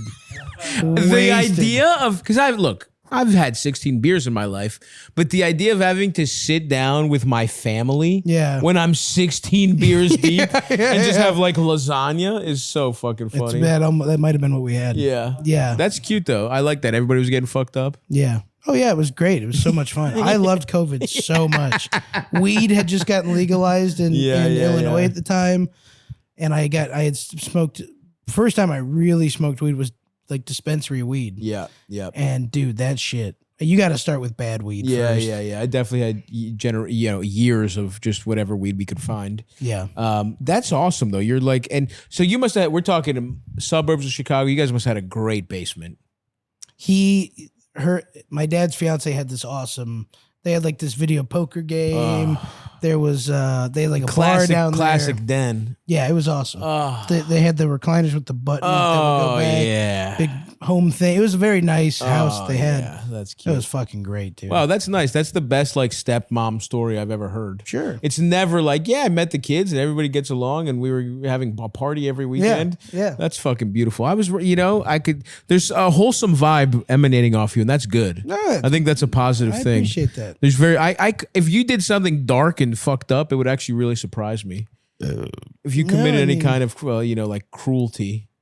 No, I mean, Yeah, you don't seem like a cruel guy at all. You don't seem like you have that. It feels like there's very little darkness lurking within you. yeah, I mean it's a very Midwest thing. True. To get so, because the way you're looking at the drunkenness and like the hanging, you're like, oh, that's great. I was just like, oh, I didn't know I was telling like an original thing there because everyone that it could just you be would hang whole, out with is just like so like that vibe. Of course. You know what I mean? I guess the fact that you're doing it with your family and it's not weird. That's what's nice. and then he had all his college buddies come down and then my best friends now were his friends growing up. Oh, so like it was just really cool. And we're all from the same town. Yeah. It wasn't like we had to drive an hour to go meet these people. Same race. Right. Same race. Yeah. I don't know that for sure, but No, I'm guessing, yeah. I said we get along. Come on. Well, that's beautiful, man. That's I think you're coming at it with a very we're about to give some advice to some people, and hopefully we have some blended families late in the game, or hopefully there's some little fat guys calling in. Yeah. But Eldest, why don't you tell us? Why don't you play some for us? But in the meantime, Peyton, if you have anything to plug. This probably will come out in June at some point. Okay. All right. And by the way, Peyton's very funny on Instagram. Check out his videos. Really good shit. But is there anything else you want people to see? Anything else? Yeah, I'm on tour right now. If you want to come to any shows, I'm on tour. I think for the rest of my life, it's kind of looking. Yeah, that's how it goes. Scary. That's good. I mean, hopefully, yeah. I mean, if you start selling tickets and you start selling more and more, you just kind of have to keep doing it forever. Just keep going, yeah. And it is fun, but yeah, great. It will also destroy you if you let it. Yeah. So I'm on tour at Peyton Ruddy Live or Punch Up Peyton Ruddy, PeytonRuddyLive.com. Hell yeah, baby. Thank you, buddy. Yeah, of course. I'll just play us some calls. Hey, Stav, Eldest, esteemed guests. Gonna make this quick. Backstory. My dad's been in and out of my life for more than half my years. He's at a decent, I wouldn't say decent, he's been able to maintain a job, but like, he's now on his third divorce, moving back home to Minnesota here. And he hit me up out of the blue, asking if I wanted to be roommates. I've considered it. Roommates? Because, like, my current living situation isn't the greatest. I'd like to be in a place kind of by myself. But, like... Roommates with your deadbeat dad. Off and on absentness. I don't know. What would be your take on the situation? Like, he always has maintained a job. He has maintained haven't had the greatest relationship with his body, like I said, off and on throughout more than half my life, but I've always kind of wanted a fatherly relationship. You're not getting, do you hear yourself talking? Kind of stuck in a little rock and a hard place and would like some extra advice. All right, bye. Hey, look, all right, I'm sorry. You sound dumb as shit, but I get why, right? Because speaking as somebody who, what did they say, how old they were? They didn't specify the age. Oh, yeah. I thought they said they were, anyway, it doesn't matter. But look, I definitely know what it's like. I've had a complicated relationship with my dad, and you really do, there are times where you're like, hey, could this make it so that we just have a regular relationship and I don't have to feel weird about my dad? And I mean, I've moved past that. I've just kind of accepted that we're not going to have the traditional, I will never have the traditional father-son like kind of relationship. Like, I mean, when I see people, and you might be like this and it's no disrespect, but when I see guys fucking talking about how like their dad is their best friend and like they like go golfing and like cry and shit, I'm like, I think that's gay when I see that. Damn, that's, like when that's someone, me and my dad. I'm close with my dad, but No. And it's I like to make fun of, like, we'll make fun of McDade because he loves his dad. And it's like, So you're going back for Father's I'm like, Day. What are you talking about? You are? You're not just mailing him a fucking polo you bought from Amazon or whatever the fuck? If you're doing that. Yeah, I mean, a lot of, you know, we grew up in an immigrant community. A lot of my friends are basically have really bad relationships with their dad. Like, to me, a dad is a guy that just like is kind of hilarious in certain ways and kind of just lets you down. A dad, everywhere I came around, like everyone I grew up with has no one is like, my dad's the fucking man. Right. Like no one's parents were good. So it's like, I know what it's like if you're younger, especially if he's been in and out. Luckily, my dad wasn't one of those guys that like lied to you. Like the traditional charismatic dad that wasn't really in your, like, look, for my dad's faults, he was in my life. He paid, you know, he supported us, all that stuff. He wasn't one of those guys that the classic deadbeat that's like comes in and is like, oh, dude, everything's gonna be different from now on. Right. I'm gonna get you toys. I'm gonna get you whatever the Right. fuck. Which sounds like this guy might be a little bit, and this might be kind of that him trying. This is his dad trying to use him to just pay less rent. That's all it is. Like That is what it sounds like. Your dad doesn't fucking care about you. He didn't say, let me take care of you. Your dad didn't say, move in with me, you're my child. Yeah. He said, do you want to be roommates? the roommate word is tough.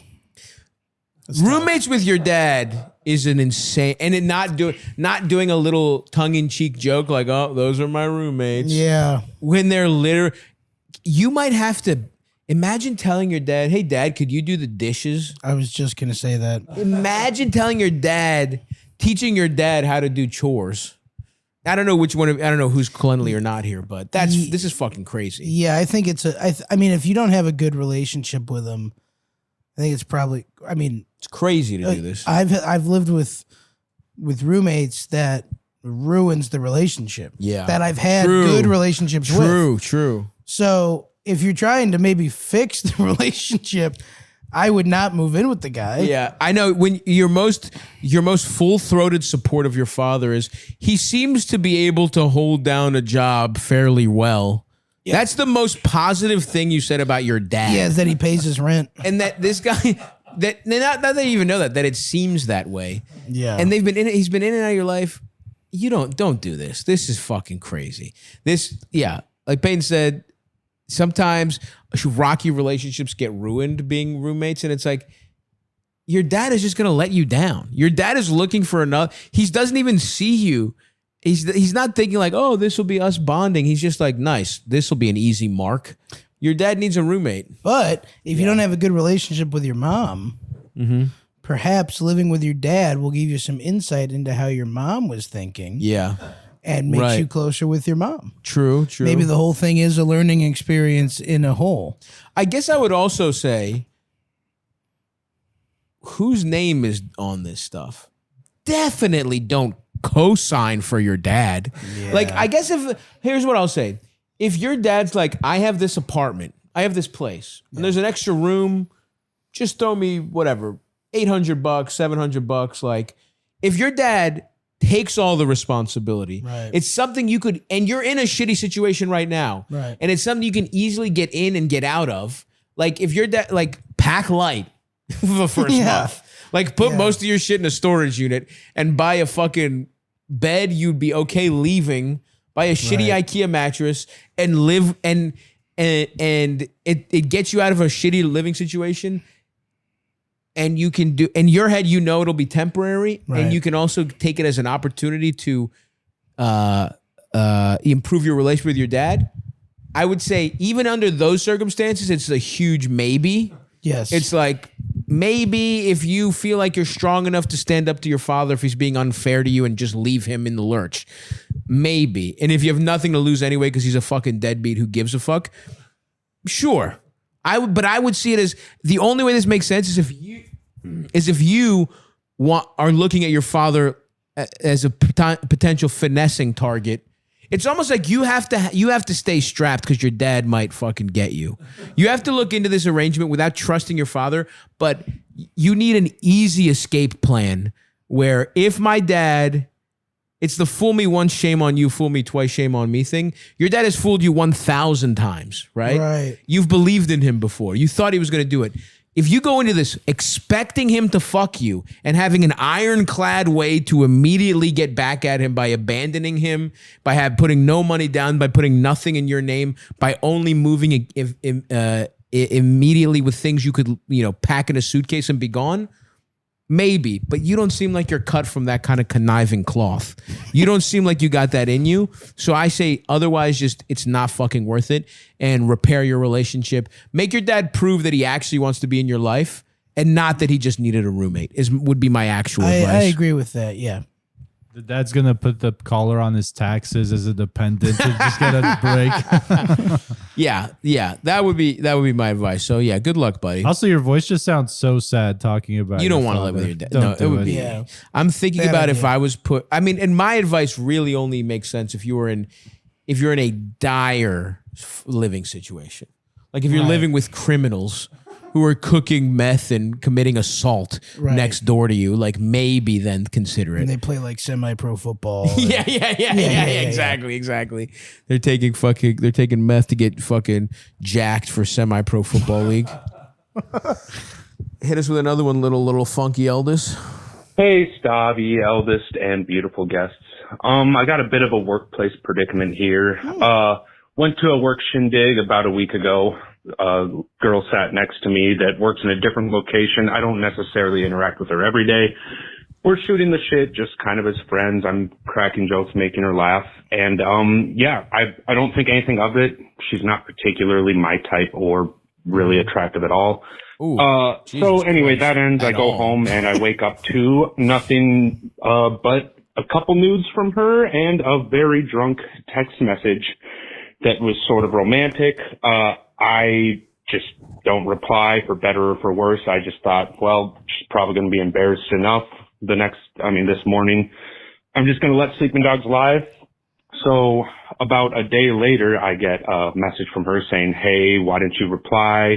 That really hurt my feelings. My self-confidence is already at an all-time low and you're kind of hurting it by not, acknowledging me. And I said, look, you're beautiful, nice, and all that.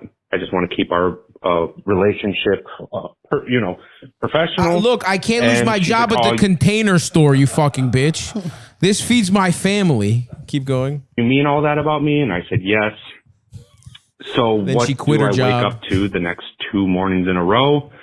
More nudes and other drunk messages that I can barely make out. You got to marry Somewhat this chick. romantic. She obviously has a fairly unhealthy relationship with alcohol.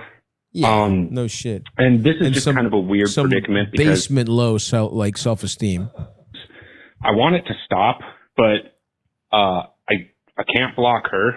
I need her number for work, for stuff in the workplace. Our phones are how we do everything. HR is kind of, this might be my You're a old school snitch. machismo attitude, but I think it's weird for a guy to go to complain It is. about a girl doing this to HR. It kind of Not is. to mention But you're a she- good point. That's a good point. You actually are just purely getting sexually harassed.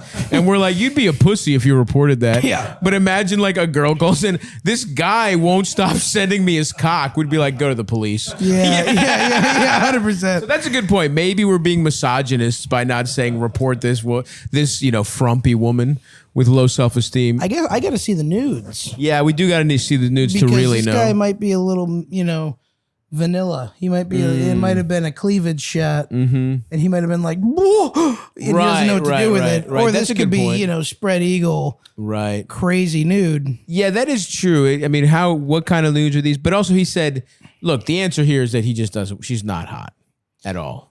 He said attractive at all. Oh yeah, go ahead. Sorry, Eldest. a girl doing this to HR. Not to mention she works in the HR department. Yeah, I mean, there's clearly, I think, some mental health stuff going on here. Like I said, I want it to stop. Maybe the call is just to ignore it and pretend it never happened. That might, who knows, that might even get me in trouble later if she goes off the deep end. I don't know. What do you think, Stav, and guests and everyone else? Think I should ignore it, HR, talk to her about it, or just hope it runs its cycle on its own? She's not, I mean, I know it's weird for a guy to be complaining about this, but she's not particularly attractive. She doesn't really look good with her clothes off. And also, again, it's just unprofessional. So anyway, thanks. It's not about it being unprofessional. Shut the fuck up. This is what pisses me off.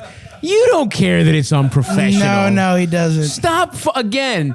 Where are your attorneys? Of course, this is your defense. Of course. Clearly, our legal strategy is you're going to hide behind the fact that it's unprofessional.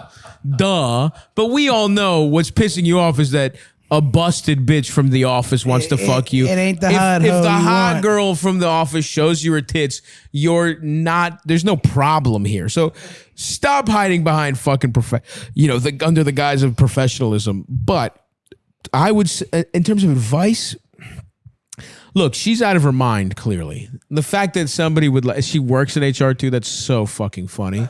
Whatever bullshit company you're at right now.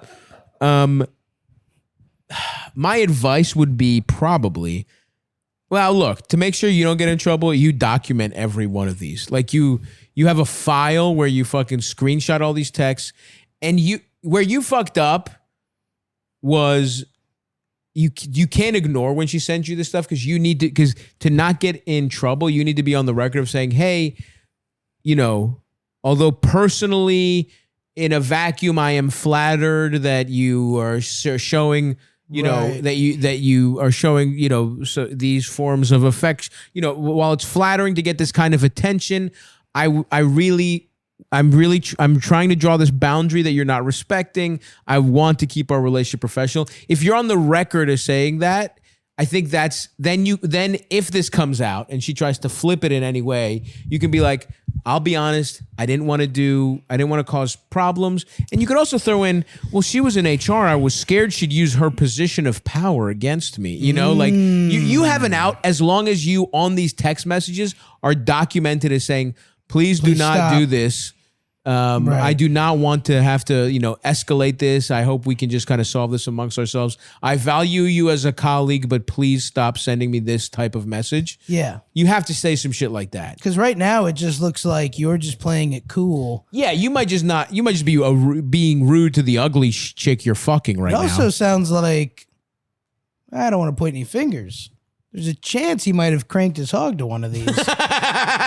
And is really regretting it. Once you've cranked hog, you have no upper hand anymore. Yeah. Once you've cranked hog to a nude, you're a guilty party to the dance. I have a feeling he might have done that. That's possible. He at least held his cock in his hand and gave it a whirl. He smushed it into the mattress while getting the thing, and he was like, No, probably not. "This It isn't sounds like anything." he's really not attracted to this woman. I got to see what she looks like. I know. Do you have something? You were picking up the mic. You have anything here? Fuck, what was I gonna say? God damn it. Doesn't matter. Who gives a fuck? I think this is. Maybe also consult with other people in your office. Has she done this to anybody else? Because she seems like she drinks a lot. She's just sending unsolicited nudes. I guarantee you, there's someone else in the office who's like, I gotta. No, because because no one's ever been nice to her. This guy said he was basically showed.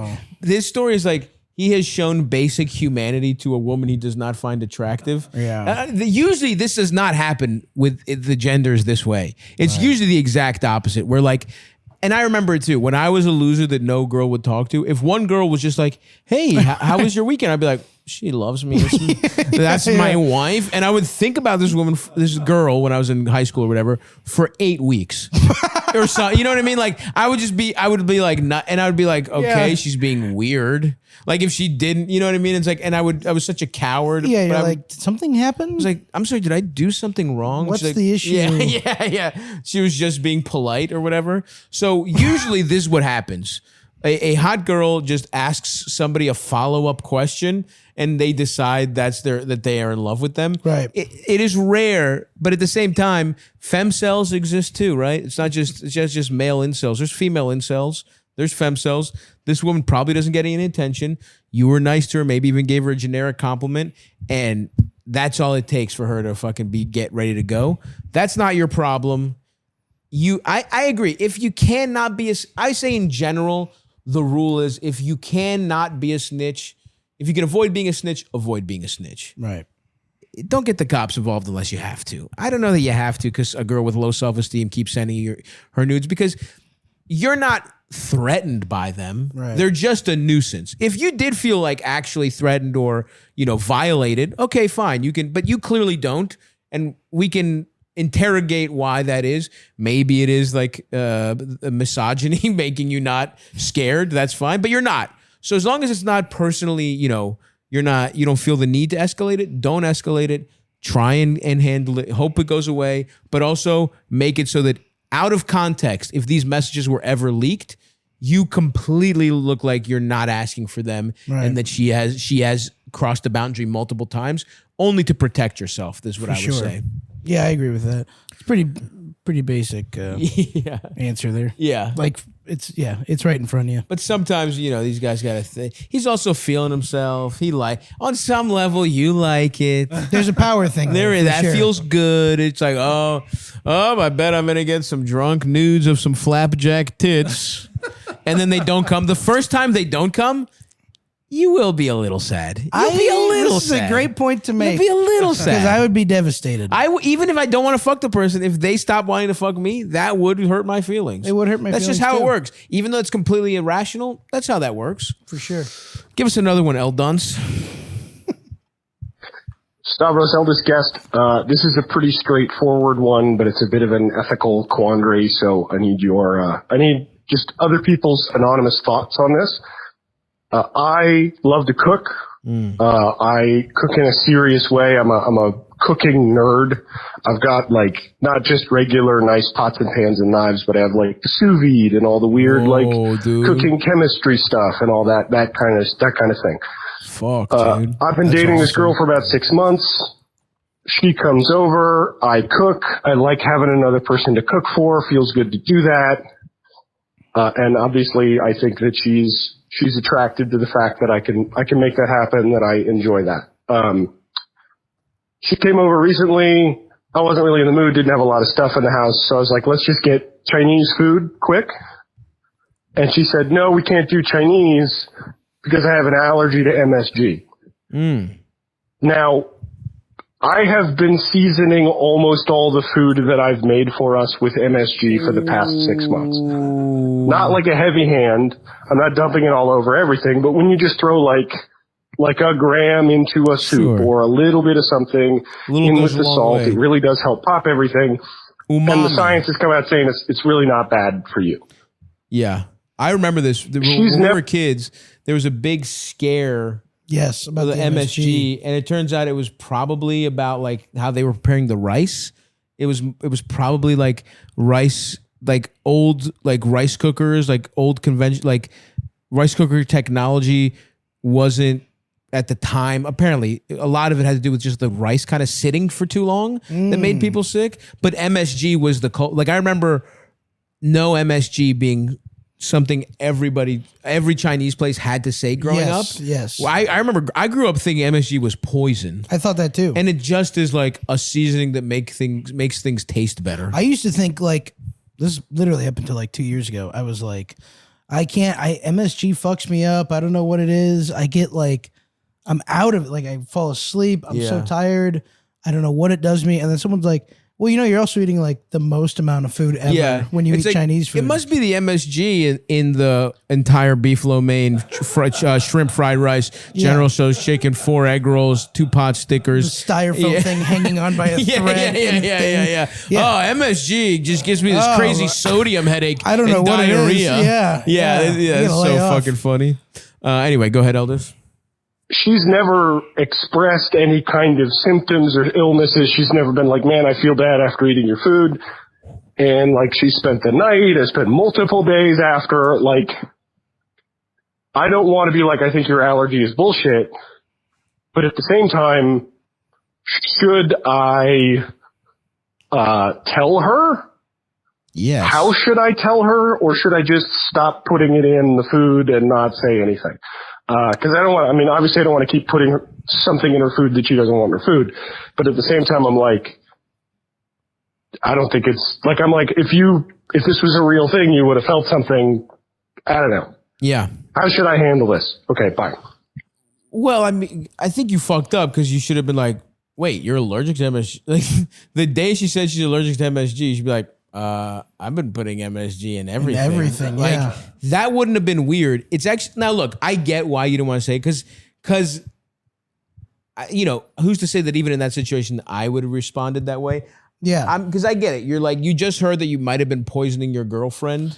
And she could freak out. And she could freak out. So I get why you got a little call. But I do think it's the classic thing of like, just, you got to say it as close to when you should have said it as possible. For sure. So the time to have said it was like, because you did nothing wrong. You didn't know she had an MSG allergy. You could have just been like, whoa. Right. Because the other thing is, you were looking at it, you were scared to get in trouble. Right. But this also could be good news because like, I've known people who, as children, had allergies they grew out of. Right. My brother used to not be able to eat strawberries. Now he can eat strawberries. You know, like he went through an allergy test, or right. It was one or the other. He was allergic to peanuts and strawberries. Now he can eat both, I think, or one or the other. Anyway, people grow out of allergies. Sometimes people get allergies, right? I have a friend who had like you get bit by one of those ticks and you can't eat meat. Mm-hmm. It's one of the most fucked up things in the world. It's completely like you have to just eat completely different. You can't have dairy or fucking steak. I would blow That my would brains out. suck. Yeah. Maybe he's just weaned her off of it, like out of her allergy. If It's because he's possible. saying he's only putting a little in at a time. Yeah. Maybe you've created you've allowed her to create an immunity to it. Correct. Over time, like the way assassins put a little arsenic in their system, Right. or whatever, or they claim that they did to eventually work up an immunity. It doesn't sound like she has a thing. I mean, she might just think she does. Like I think what yeah. you're saying. I think whether she ever did or she didn't, Yeah. you should be like, hey, so I thought about you said with MSG, and it turns out like a lot of the spice, you could be like, some of the spice blends I use MSG, and it's like, it might be worth going to an allergist and getting tested again. That's how I would pitch it. Like, hey, so this is like, I don't, you know, Yeah. I can stop using it if you want to, but I just realized like a lot of the recipes I use have MSG, and if you want, I can stop if you want to, but I think it might be worth you getting tested, or, you know, go to an allergist and getting tested, because this shit, I put this shit in all the time. Right. I think it's that simple. I don't think it's because you didn't do anything wrong, right? I just Googled it. I found an article. It says, while an MSG allergy is a myth, some claims still exist on the internet. I think like people refer to it as an allergy, but it's more like a sensitivity in certain points.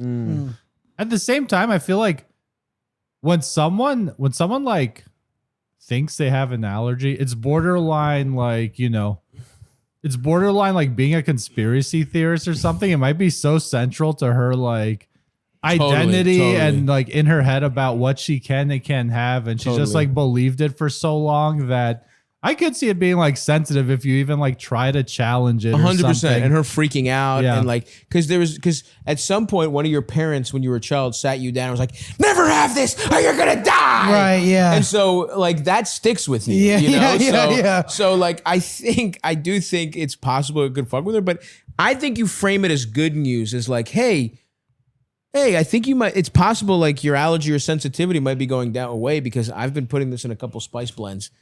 I would tell her. I don't think there's an ethical problem here. I think No. you're just kind of scared of getting in trouble for something you weren't doing wrong. Yeah. And nothing happened to her. Yeah, It's not she's like fine. she had some kind of seizure and she's been in a coma for 6 months. Yeah. And they're like, I guess it's MSG. And you're not And like, she's fine. Yeah, exactly. And you're not like, you fucking lying bitch. I've been putting MSG in your food for 6 months. Although that You know is what a I good mean? way to go. But I do like him Yeah. being like, what do you think of So dinner wanna tonight? sit down? I feel like it, Hey, let's have a chat about something. Oh, are on you the lamp. enjoying that branzino?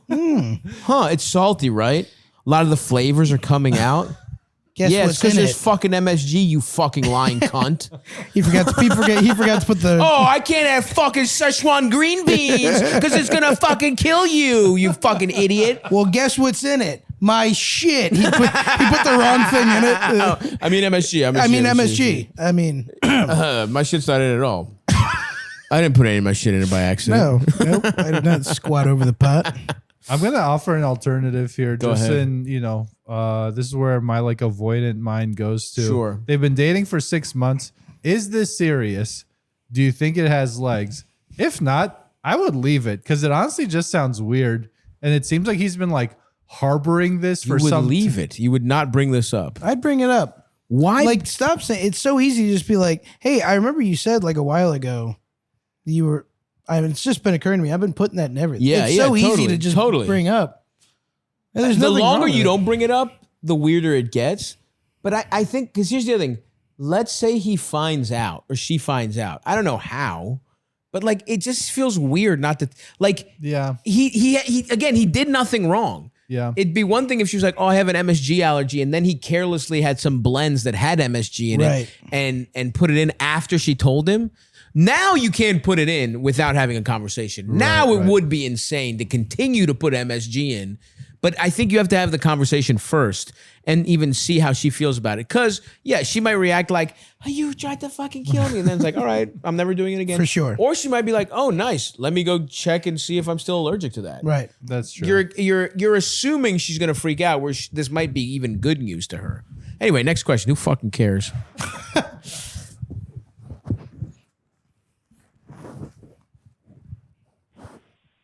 Hi, I love the podcast. Thanks. I'm a first-time caller. Hi, Stav. Hi, guests. I just wanted some advice on the ethics of some of my father's belongings. We've had war memorabilia in our house for as long as I can remember. Let me I guess. just remember World being War told II? that One belongings- particular side? Go ahead, Eldest. Send her my P.O. box. We've had war memorabilia in our house for as long as I can remember. I just remember being told that my dad's grandfather had kind of brought them back from the war, but I kind of realized that some of these items have like swastikas on them. Yeah. And Well, the they good news is the actually have- reselling market is up big right now. There's a lot of people. For the first time in America, a lot of people are starting to pretend Nazis were never bad. Yeah. So you could sell this to some bisexuals on Adderall, some way too online bisexuals smashing their fucking their cheekbones, watching Nick Fuentes. You can sell them. You can sell those fucking idiots if you need to make a buck. That's the market is better than it's ever been in America. But keep going, Eld. They actually were probably taken off the bodies of Nazis his grandfather Which is killed. cool. Is what This is very I was cool. told. They've been in our family a while, but I'm really not sure how to feel about them. My question is, what am I supposed to do with them? My dad is pretty young, and he's not going to die anytime soon, but I think about it all the time. Well, That don't do that. The day will come where I'm going to have to sort these belongings out, and I don't know, do you throw them away? I don't want to give them to anybody. I obviously would never sell them. I would not give them to a museum. I don't even... Why? Why I not? don't know. Yeah, my question is, what would you do if you found out your family had Nazi memorabilia in the way it came about? Yeah, so I don't want to pass them along or hold on to them. But yeah, what would you do? Okay, thanks, bye. I would check the size on the tag and see if I can squeeze into it. Yeah, you're talking. You could have a really, really good Halloween costume. Really good. That's a great point.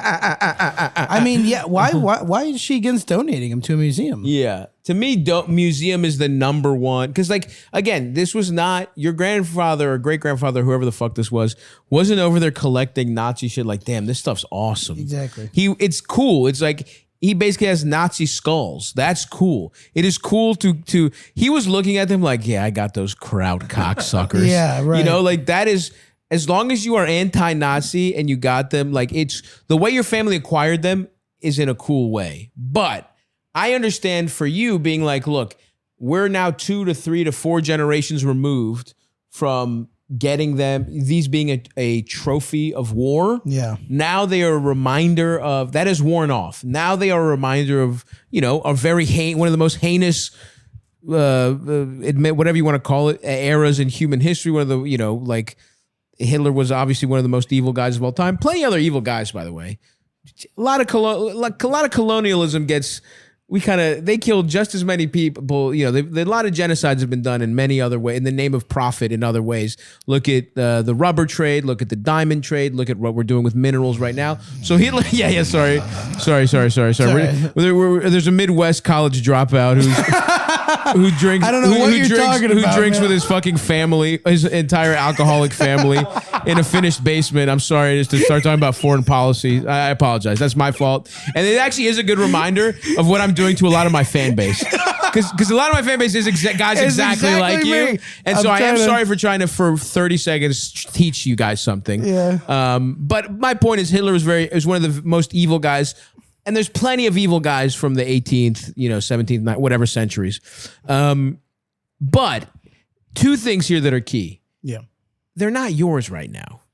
You worrying about what you're going to do when your dad dies in 40 years with these medals, you're having a little bit of woke hysteria right now. This is not a problem yet, right? And listen, I get being like, fuck, I really don't like that there's Nazi memorabilia in my dad's house. That's fine. I get that. I mean, look, my grandmother fled the Nazis. My grandmother's family were communists, and if they killed a Nazi on the way to Bulgaria, right, and my grandma had his fucking little medallion and with like blood on it still, I'd be like, pretty fucking sick. I wouldn't get rid of that. I probably wouldn't get rid of that. But if my daughter was like, ugh, Nazi stuff, I get her wanting. You do whatever you want with it after I'm dead. Yeah. Or here's what you could do: you could melt it down and make a fucking menorah out of it, and and they would have hated that. You're doing something the Nazis would have fucking hated. Really hit them where you know it what I hurts. mean? Like, maybe you could melt it down and make it like an Amari Stoudemire. He's an Israeli he's an Israeli basketball player. They would hate that. He's black and Jewish. They would hate that. Melt it down, make a Sammy Davis Jr. statue out of it. Black and Jew, they hated that, right? And they knew him at least. I feel like he was around maybe in the 40s. Probably not, actually, now that I'm thinking about it. Anyway, don't worry about it yet. And I think ultimately, museum, there's nothing wrong. Why wouldn't you donate them to a museum is something I don't understand. But also, destroying them would probably feel kind of cool and good. You know what I mean? Like, I wouldn't mind destroying Nazi memorabilia. Like, I never understood why this country fucking destroys historic buildings all the time. Yeah. And yet you go to the South, and they're like, South Carolina, they have a market that used to be a slave market. Yeah. And they sell like knicknacks there now. Yeah. And I'm like, bulldoze that. Yeah. Why the fuck Repave does it. that? All the in LA, they have all these, they'll put an Apple store in a historic theater. It's like, put an Apple store in a slave. You know what I mean? Like, bulldoze this and put horrific commercialism over slave shit. Let's destroy. There's nothing wrong with destroying evil shit. Right. Destroy that shit. So if you don't want to give them away, destroy it. Who gives a fuck? But I say there's nothing wrong with, if you go to a legitimate museum, right? Don't go to the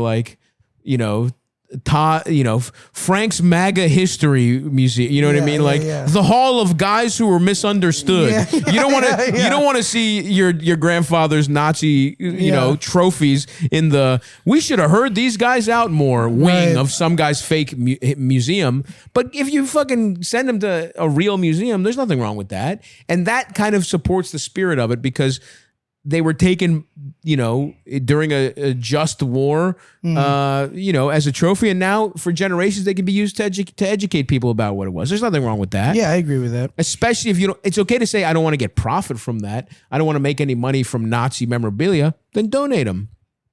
There's nothing, I would honestly destroy them too. Or you melt them down and make them an uncircumcised dick. That's probably they would hate that too. Nazis would hate that. 100%. And there's no, because melting them down and making them something Jewish could also, I guess, could be seen as disrespectful. And so I'm withdrawing that. But making them a dick that's circumcised, and maybe, how about this? It's Nazis sucking it too. You melt it down. You melt How big down is this metal? This is a huge metal. It's either a huge metal or we're getting really fine work. Okay, we'll get the guy who writes names on rice grains to do it. On the boardwalk. I like so that. if you melt down your grandfather's Nazi memorabilia and you make it a little metal maybe like a portrait of Hitler sucking dick. That's not bad. That's not now bad you've at made all. him gay, and they killed gay people too. Make him suck a gypsy's uncircumcised dick While a black guy watches. while a black guy is in the corner watching. They would hate that. yeah. They would hate that. While Jesse Owens in the background is beating Germans at sprinting. Yeah. That make a metal tableau that Nazis would hate. Hitler getting fucking a train ran on him by every type of person that died in the camp is raping Hitler. Just a big long line. Just a big long line of people. Yeah. So look, we've given you many good options here, and it's really up to you to decide what you like to do. Hit us with another one, little L Dunce. What's up, Stav? What's up, Eldest? What's up, Guess? I'm 33 going on 34. I've been in a long-term relationship for 8 years. Love her, never cheated. She has a 1-year-old, or not a 1-year-old, she has a daughter going on 9. And we've been together 8 years. Everything's going good. Come to the stage where I'm like stagnant in life, and I've asked for her mom for a hand in marriage. She even helped me get the ring and all that type of stuff. I just can't find myself to ask her to marry me because where I'm at in life is just not going how I want it to go. Very big on honesty. We kind of hit that stage where we're not really having sex, and the head market has crashed. It's okay with me. I don't really, not really tripping on it, but I've been cursed with the affinity towards wanting to have a music career, and been making music 15 years. Been able to travel, see my music played all over the world. And I'm just going on this last hooray where I'm like trying to make it work. Not really a person that likes the spotlight, but just want to see if I can make something happen. I know that you said in your past you had a relationship that you fumbled just being in your head. I just wonder, do you think with knowing what you know now, you can find that balance, and would you pursue your career as intensely? And how do you, when do you think it's time to just be onk and give up on a dream and just clock in? Thanks, Stavvy, and looking forward to hearing your answer. This is an interesting question. Yeah. Because I think a lot has to happen. Basically, this country has squeezed most people so much that to just be an artist that makes a living, just to be a middle class anything is harder. Yeah. But to be a middle class artist, which is something that people used to be able to do a little more, that's harder and harder, right? Yeah. You kind of have to either hit the lottery or just struggle forever.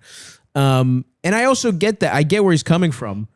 I would say there's a couple things here, though. Number one is, let me tell you, somebody who has, all my dreams have come true. I'm the most depressed I've ever been right now. I mean, look, some of that has to do with breaking my arm, throwing my back out, losing. We have a call with the fucking accountants to see how much money I lost postponing the special. It's going to be an amount of money that as a child I would have never thought I could make. Right? Like it's going to be devastating to hear. So I actually am getting. My mood is dipping because I remembered that call was in like 40 minutes. But I will tell you that. And I've become friends with people that are even more famous than me and less famous than, I have friends across the spectrum in the entertainment industry. It's very successful people. And you're talking about music, the entertainment industry, also the entertainment industry. I don't know. And I have some musician friends, but I'll tell you, you're not guaranteed to be happy if the dream takes off. Right. So in fact, you envy, you're in a position where you probably envy people. Like sometimes I think, I wish I had invested more in my personal life, because that I'm gonna have to fix that. And look, obviously, the easiest thing is to get successful and then work on. It's easier to get rich and then figure out how to family and then have a family, right. obviously. But basically my point is, if you met somebody you think is your wife, who you want to marry, and you're letting the fact that you're insecure about your success and your dreams ruin that. I think that's a huge mistake. If you're sure that this is who you want to be with and you're just like, well, I'm not at the place I want to. I read it. I mean, this is funny that we're tapping into when I used to be smart, when I was in school and I was I studied welfare policy and shit. And I read that there was a statistic about lower income people or a lot of minorities, a lot of if you grew up in an inner city, because I did a lot of, I grew up in Baltimore, I did a lot of inner city research and I kind of feel like this way too. A lot of people look at marriage as like your life has to be perfect, right? From a lot of backgrounds, and that could be psychological, that could be cultural, whatever. And I definitely succumbed to this too, where I was like, I can't have a girlfriend right now. Our caller mentioned it. I've definitely fumbled relationships where I was like, I'm too busy to have a girlfriend right now. When in reality, having a loving girlfriend might help you. Dude. If you're busy. Yeah. You know what I mean? 100%. Like I never saw it as like, and again, family stuff, psychological problems, something I'd like to fix, obviously. I think that's a bad way of thinking. Being in a good relationship, and I've seen it with my friends, Eldest would be fucked without his wife. Eldest is barely a person without his fucking wife. Like I've seen people where I was like, oh, that's good. Like it's good. And so I think right now you're maybe a little embarrassed that you're a guy who's chasing the dream and you're settling down. You could continue to chase the dream if you're married. It doesn't have to end. And even if the shit didn't happen the way you wanted to, like I got really lucky. My shit went great. If it didn't, I would be in Baltimore. I would be opening for, big comics as they were coming through the thing. I would have my own show. I would be a local guy that was trying, that just realizes maybe it's not going to happen at the highest level, but I can't ever stop doing stand-up. I know that about myself. For sure. I love it. And I would be running shitty shows, not even shitty shows. I would be trying to improve my local scene. While still trying to, writing scripts, making trips to New York, trying to make inroads at the highest levels. Right. And I think maybe that's the level you're at, where it's not time to quit, because if it's something you love and you're fulfilled by it, you just have to take a different approach. Yeah. But sacrificing a good ass relationship for that, like what would you do, bro? You're going to break up with the girl you've been with together for 8 years? Because you need to give it one last go, which is your whole support system too. Exactly. If you get rid of this chick, you're gonna go through, especially, dude, roommates again. Roommates. You're gonna have you gotta move in with your roommates? dad, and you're gonna have to. Yeah. But like, dude, I talk about it with my girlfriend all the time. Like, I'm grateful that shit's going well, and like we can, but I can't imagine the music it seems so much more difficult, so much harder.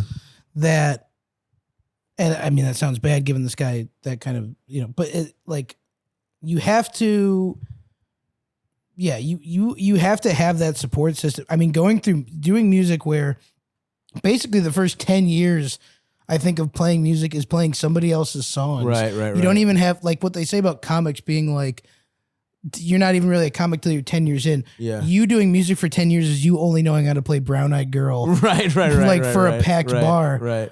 Which is just a totally different skill in itself while writing original shit. Right. And so, taking that leap is like super important. And I think more than ever, you need that girlfriend and your family in your life. Otherwise, I think you'd be totally fucking lost. Yeah. Without it. And I think like, I get this thinking because again, this kind of thinking has held me back personally before, but you're not even in this is a serious relationship. You would be blowing your fucking life up. And I think you're just unsatisfied with how your life is going and you just are feeling an angst and you kind of want to you just want to blow it up because you're like, let me get another shot at it. And there's probably been moments when you're very close to living exactly what you dreamed of. And like you said, people have heard your music. I'm telling you, and I've been there too, it's just like, don't do anything fucking drastic because you're unfulfilled with one element of your life. Right. You're in a good spot, dude. And it's like making it and having a career in art. I just think we're so fucked because everything's become commodified. You should just, it starts with enjoying making music.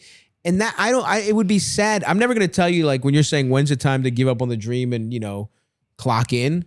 You can clock in and be unk, like you said, and not give up on the dream, right? Yeah. It's like, and that sucks that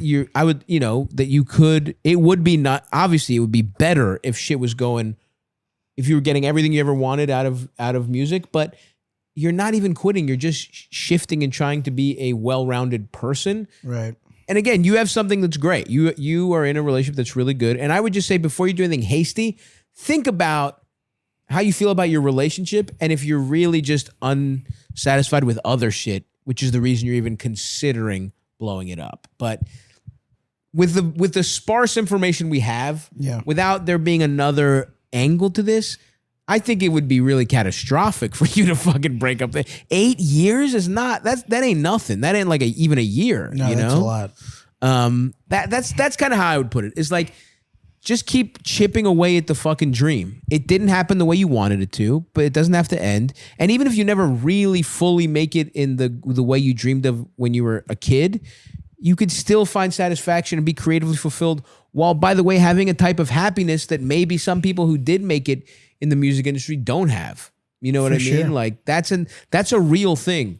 Money and success and all and fame and shit like makes your life awesome in many ways, and don't get me wrong, but it's like, you know, there's some dog shit that comes with it, and it's like, look at the silver linings of just like building a regular good relationship and family, and then like if it does happen, and even if it happens later in life, you're probably way more ready for it. 100%. You know, because you're not chasing all the shit that doesn't matter. You have all you're worried about is the work. You're not gonna fucking get swept up in it, get addicted to drugs, fucking fuck a bunch of random people who are only fucking you because you're famous. Right. You don't, and I feel like that's the scariest part is maybe if you find a chick who's only with you because of who you are. Yeah.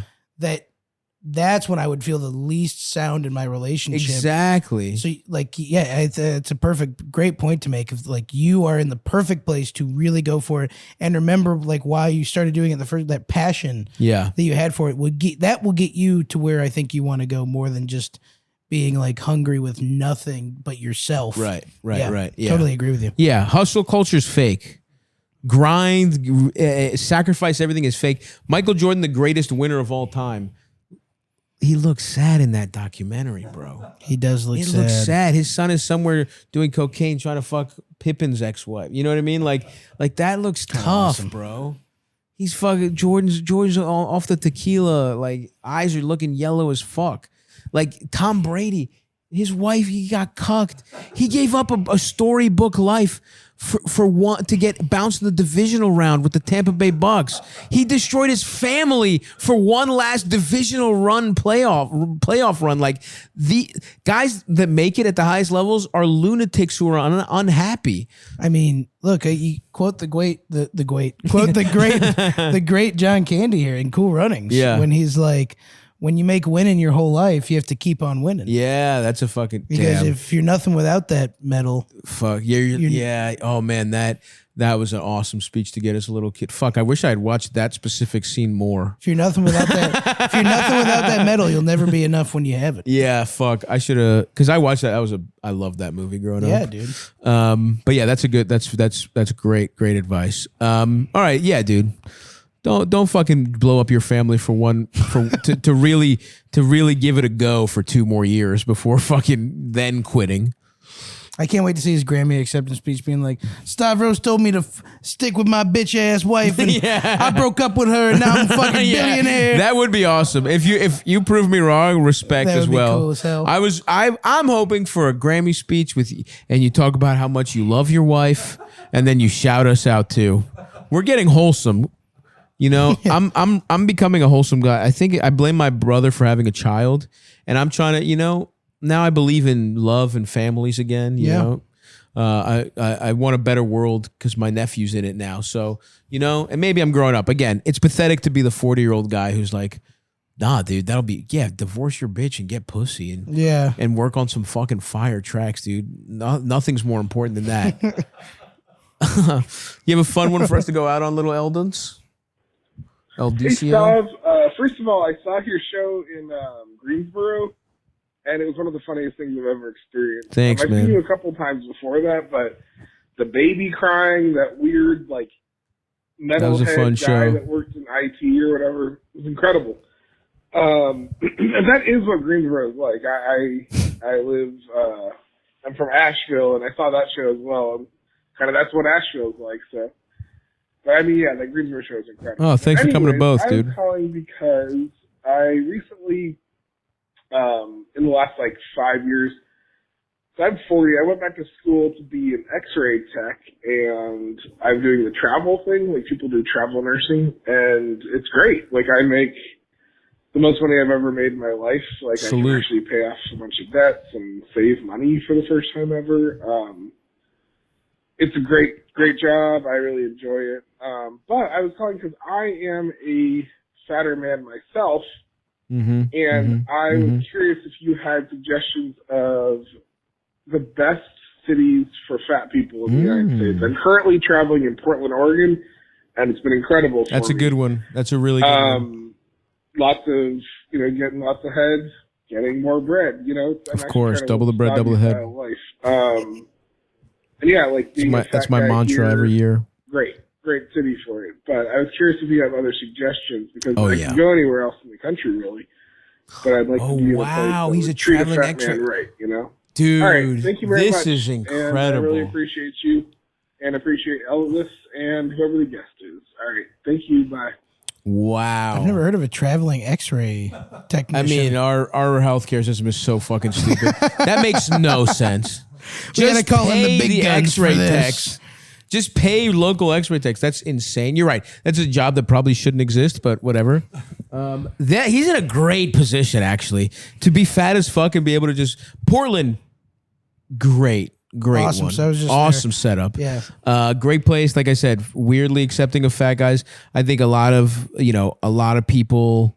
There's just like a lot of open-minded people. A lot of sluttiness going on around there. Great place. The fat man's respected there. Yes, 100%.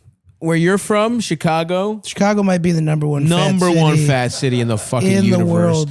If you could make it so that you're in Chicago during the summer as an X-ray tech, oh, dude. if you could if you're there for like 4 months and you could make it like May, you know what I mean? Like, or even 6 months and you make it May through, and maybe you catch because you also, if you live in Chicago, you want to experience like a month of the winter just to say you did it. Yeah. If you go through October. spring, If you get maybe November and then you leave for the holidays, whatever. Chicago, great fat city. Great fat city, incredible. Portland is nice, but like never really scratched my itch as far as food that I could get goes as much as New York here does. Chicago, L.A. But LA, bad fat guy city. Bad fat city. Even I would say New York, not a great fat guy city. A lot of walking around, small apartments, not great bang for, especially as a traveling guy. You want to go places where more bang for your buck. New York, although sometimes they do give you crazy stipends depending on the cost of living. But at the same time, New York's a great city in America. So I would say if you could come here, do that too. But purely great fat cities, Chicago, Milwaukee, incredible fat city. Underrated ass city. Underrated city, great for the fat man. I would say anywhere in Texas because everyone's obese. Dallas. San Antonio, yeah. San Antonio's a good one because it's like you could just be like I go to San Antonio and I'm not that fat. You know, like you ever hit that river walk and you go, I'm in great shape. I'm a piece of ass. Yeah, dude. And shout out to I've gotten to fuck some incredibly hot girls in San Antonio. Nice. Shout out to it's like it is funny when you like hook up with someone and you like them and you just stay friends and now it's just like, oh, a girl I fucked 6 years ago is in a beautiful relationship and I'm not even mad. You know what I mean? I'm like, good for you. I'm like, I'm happy for her and I'm like, oh, that's nice. I'm rooting for it to go bad. Yeah. Obviously, but until it does, I'm not rooting against. That's the thing. I'm not actually rooting against it. I'm more like in a place where if it should go bad, right, I won't be devastated. But I have no negativity towards you. But I would say these are the places where hot girls are fucking fat. And to me, it sounded like more like he wants to know where he can clean up the best. Oh, I got his message. Yeah, with some secondary, the food should be good. Comfort. Dallas, Texas was awesome because it was like I any place me and Elders could go and there's a booth and we don't have to pull the booth out extra. Yep. Oh, Cincinnati, great fat city. Oh, really? Actually. Yeah, sneakily good fat guy city because we gotta go Midwest here. Midwest, in terms of Midwest has some bangers. Atlanta, I would say that maybe Atlanta's just a cool city that I would spend some time with, but I don't think of it as a particularly great fat city. Yeah. I think it's kind of LA-esque because it's a lot of driving around. I mean, it's less walking, so I guess that's something, and good food. Tampa. Florida is a good one, yes. Tampa, Florida. Strip club. Yeah. Strip clubs, again, a lot casinos. Yeah, Tampa's a good one. Florida's a good one. Retiree. a retired regular health guy and a young fat guy. Yeah. You know. Yes. Need kind of the same routine. Yeah. 100%. So I think these are some great ones. But this is a great question to ponder. Like ranking the best fat cities. That's a good one. We should come up with our. We might interrogate this more, Eldis. I'd like to. Yeah, but yeah, enjoy it, man. Get out there, get transferred to perfect fat meccas. Suck and fuck and have yourself a hoagie. Go to places with good sandwich. You gotta get to Chicago. You gotta get to Milwaukee. Yeah, and get to Florida. Get to Texas. Houston's great, actually. Oh yeah, Houston might be my pick of Texas because it's like it's. Dallas is just kind of like one big mall, and Houston is kind of like that too, but it's just a cooler place. Mm-hmm. So anyway, good luck. We're rooting for you. We hope you're getting sucked off out there and and giving people accurate reads on their X-rays. That'll do it for us, Peyton. Thanks for fucking coming, buddy. This thanks was so for fun. having me, dude. This was so much fun. Check out Peyton. Really great videos. Really funny. I mean, it's cool watching like because it's like I never know how. Every generation, I think, says, I don't envy you guys.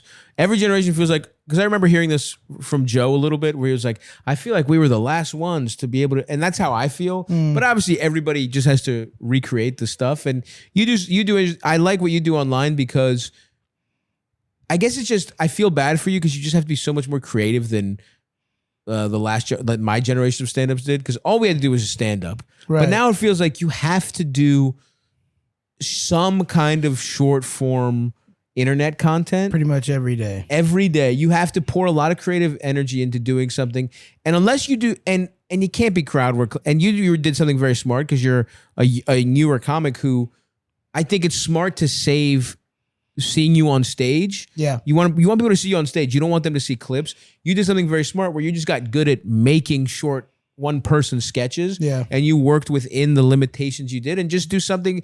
It's just like it was very smart, and it's very funny, and I think it makes you a better comedian. It probably makes you a better actor in certain ways. So I think like you did it the right way. Where I think you saw a lot of, and probably what my dumbass would have done because I was so arrogant and thought I was good at comedy when I was 24. I wasn't. I was horrible. I would have posted all my shitty stand up. Oh yeah, I would have posted all my shitty stand up, But still, even though it's unfair and you should be able to only focus on getting good at one art form, I feel bad for younger comics because they have to, have a social media presence and post some kind of something every day. You do it great. Your videos are really fucking funny. Thank you, man. And so watch his videos, see Peyton live, and come see us. We're probably about to go on this final West Coast run, the broken arm leg of the Dreamboat Tour, the bonus broken arm edition. One last ride for the Dreamboat Tour. The tour that is trying to kill me. Throughout the entire tour, although the first tour I actually lost weight, the first leg, but ever since then I keep getting hurt. But if we survive, hopefully folks, I've survived. By the time this comes out, I've survived everything. I'm getting a hoop earring and everything's going great. We'll talk to you next time. Bye. See you at the live at the special taping July 18th and 19th in Baltimore. And if we don't see you there, we hope to see you at the West Coast Swing. Bye-bye. Talk to you next time.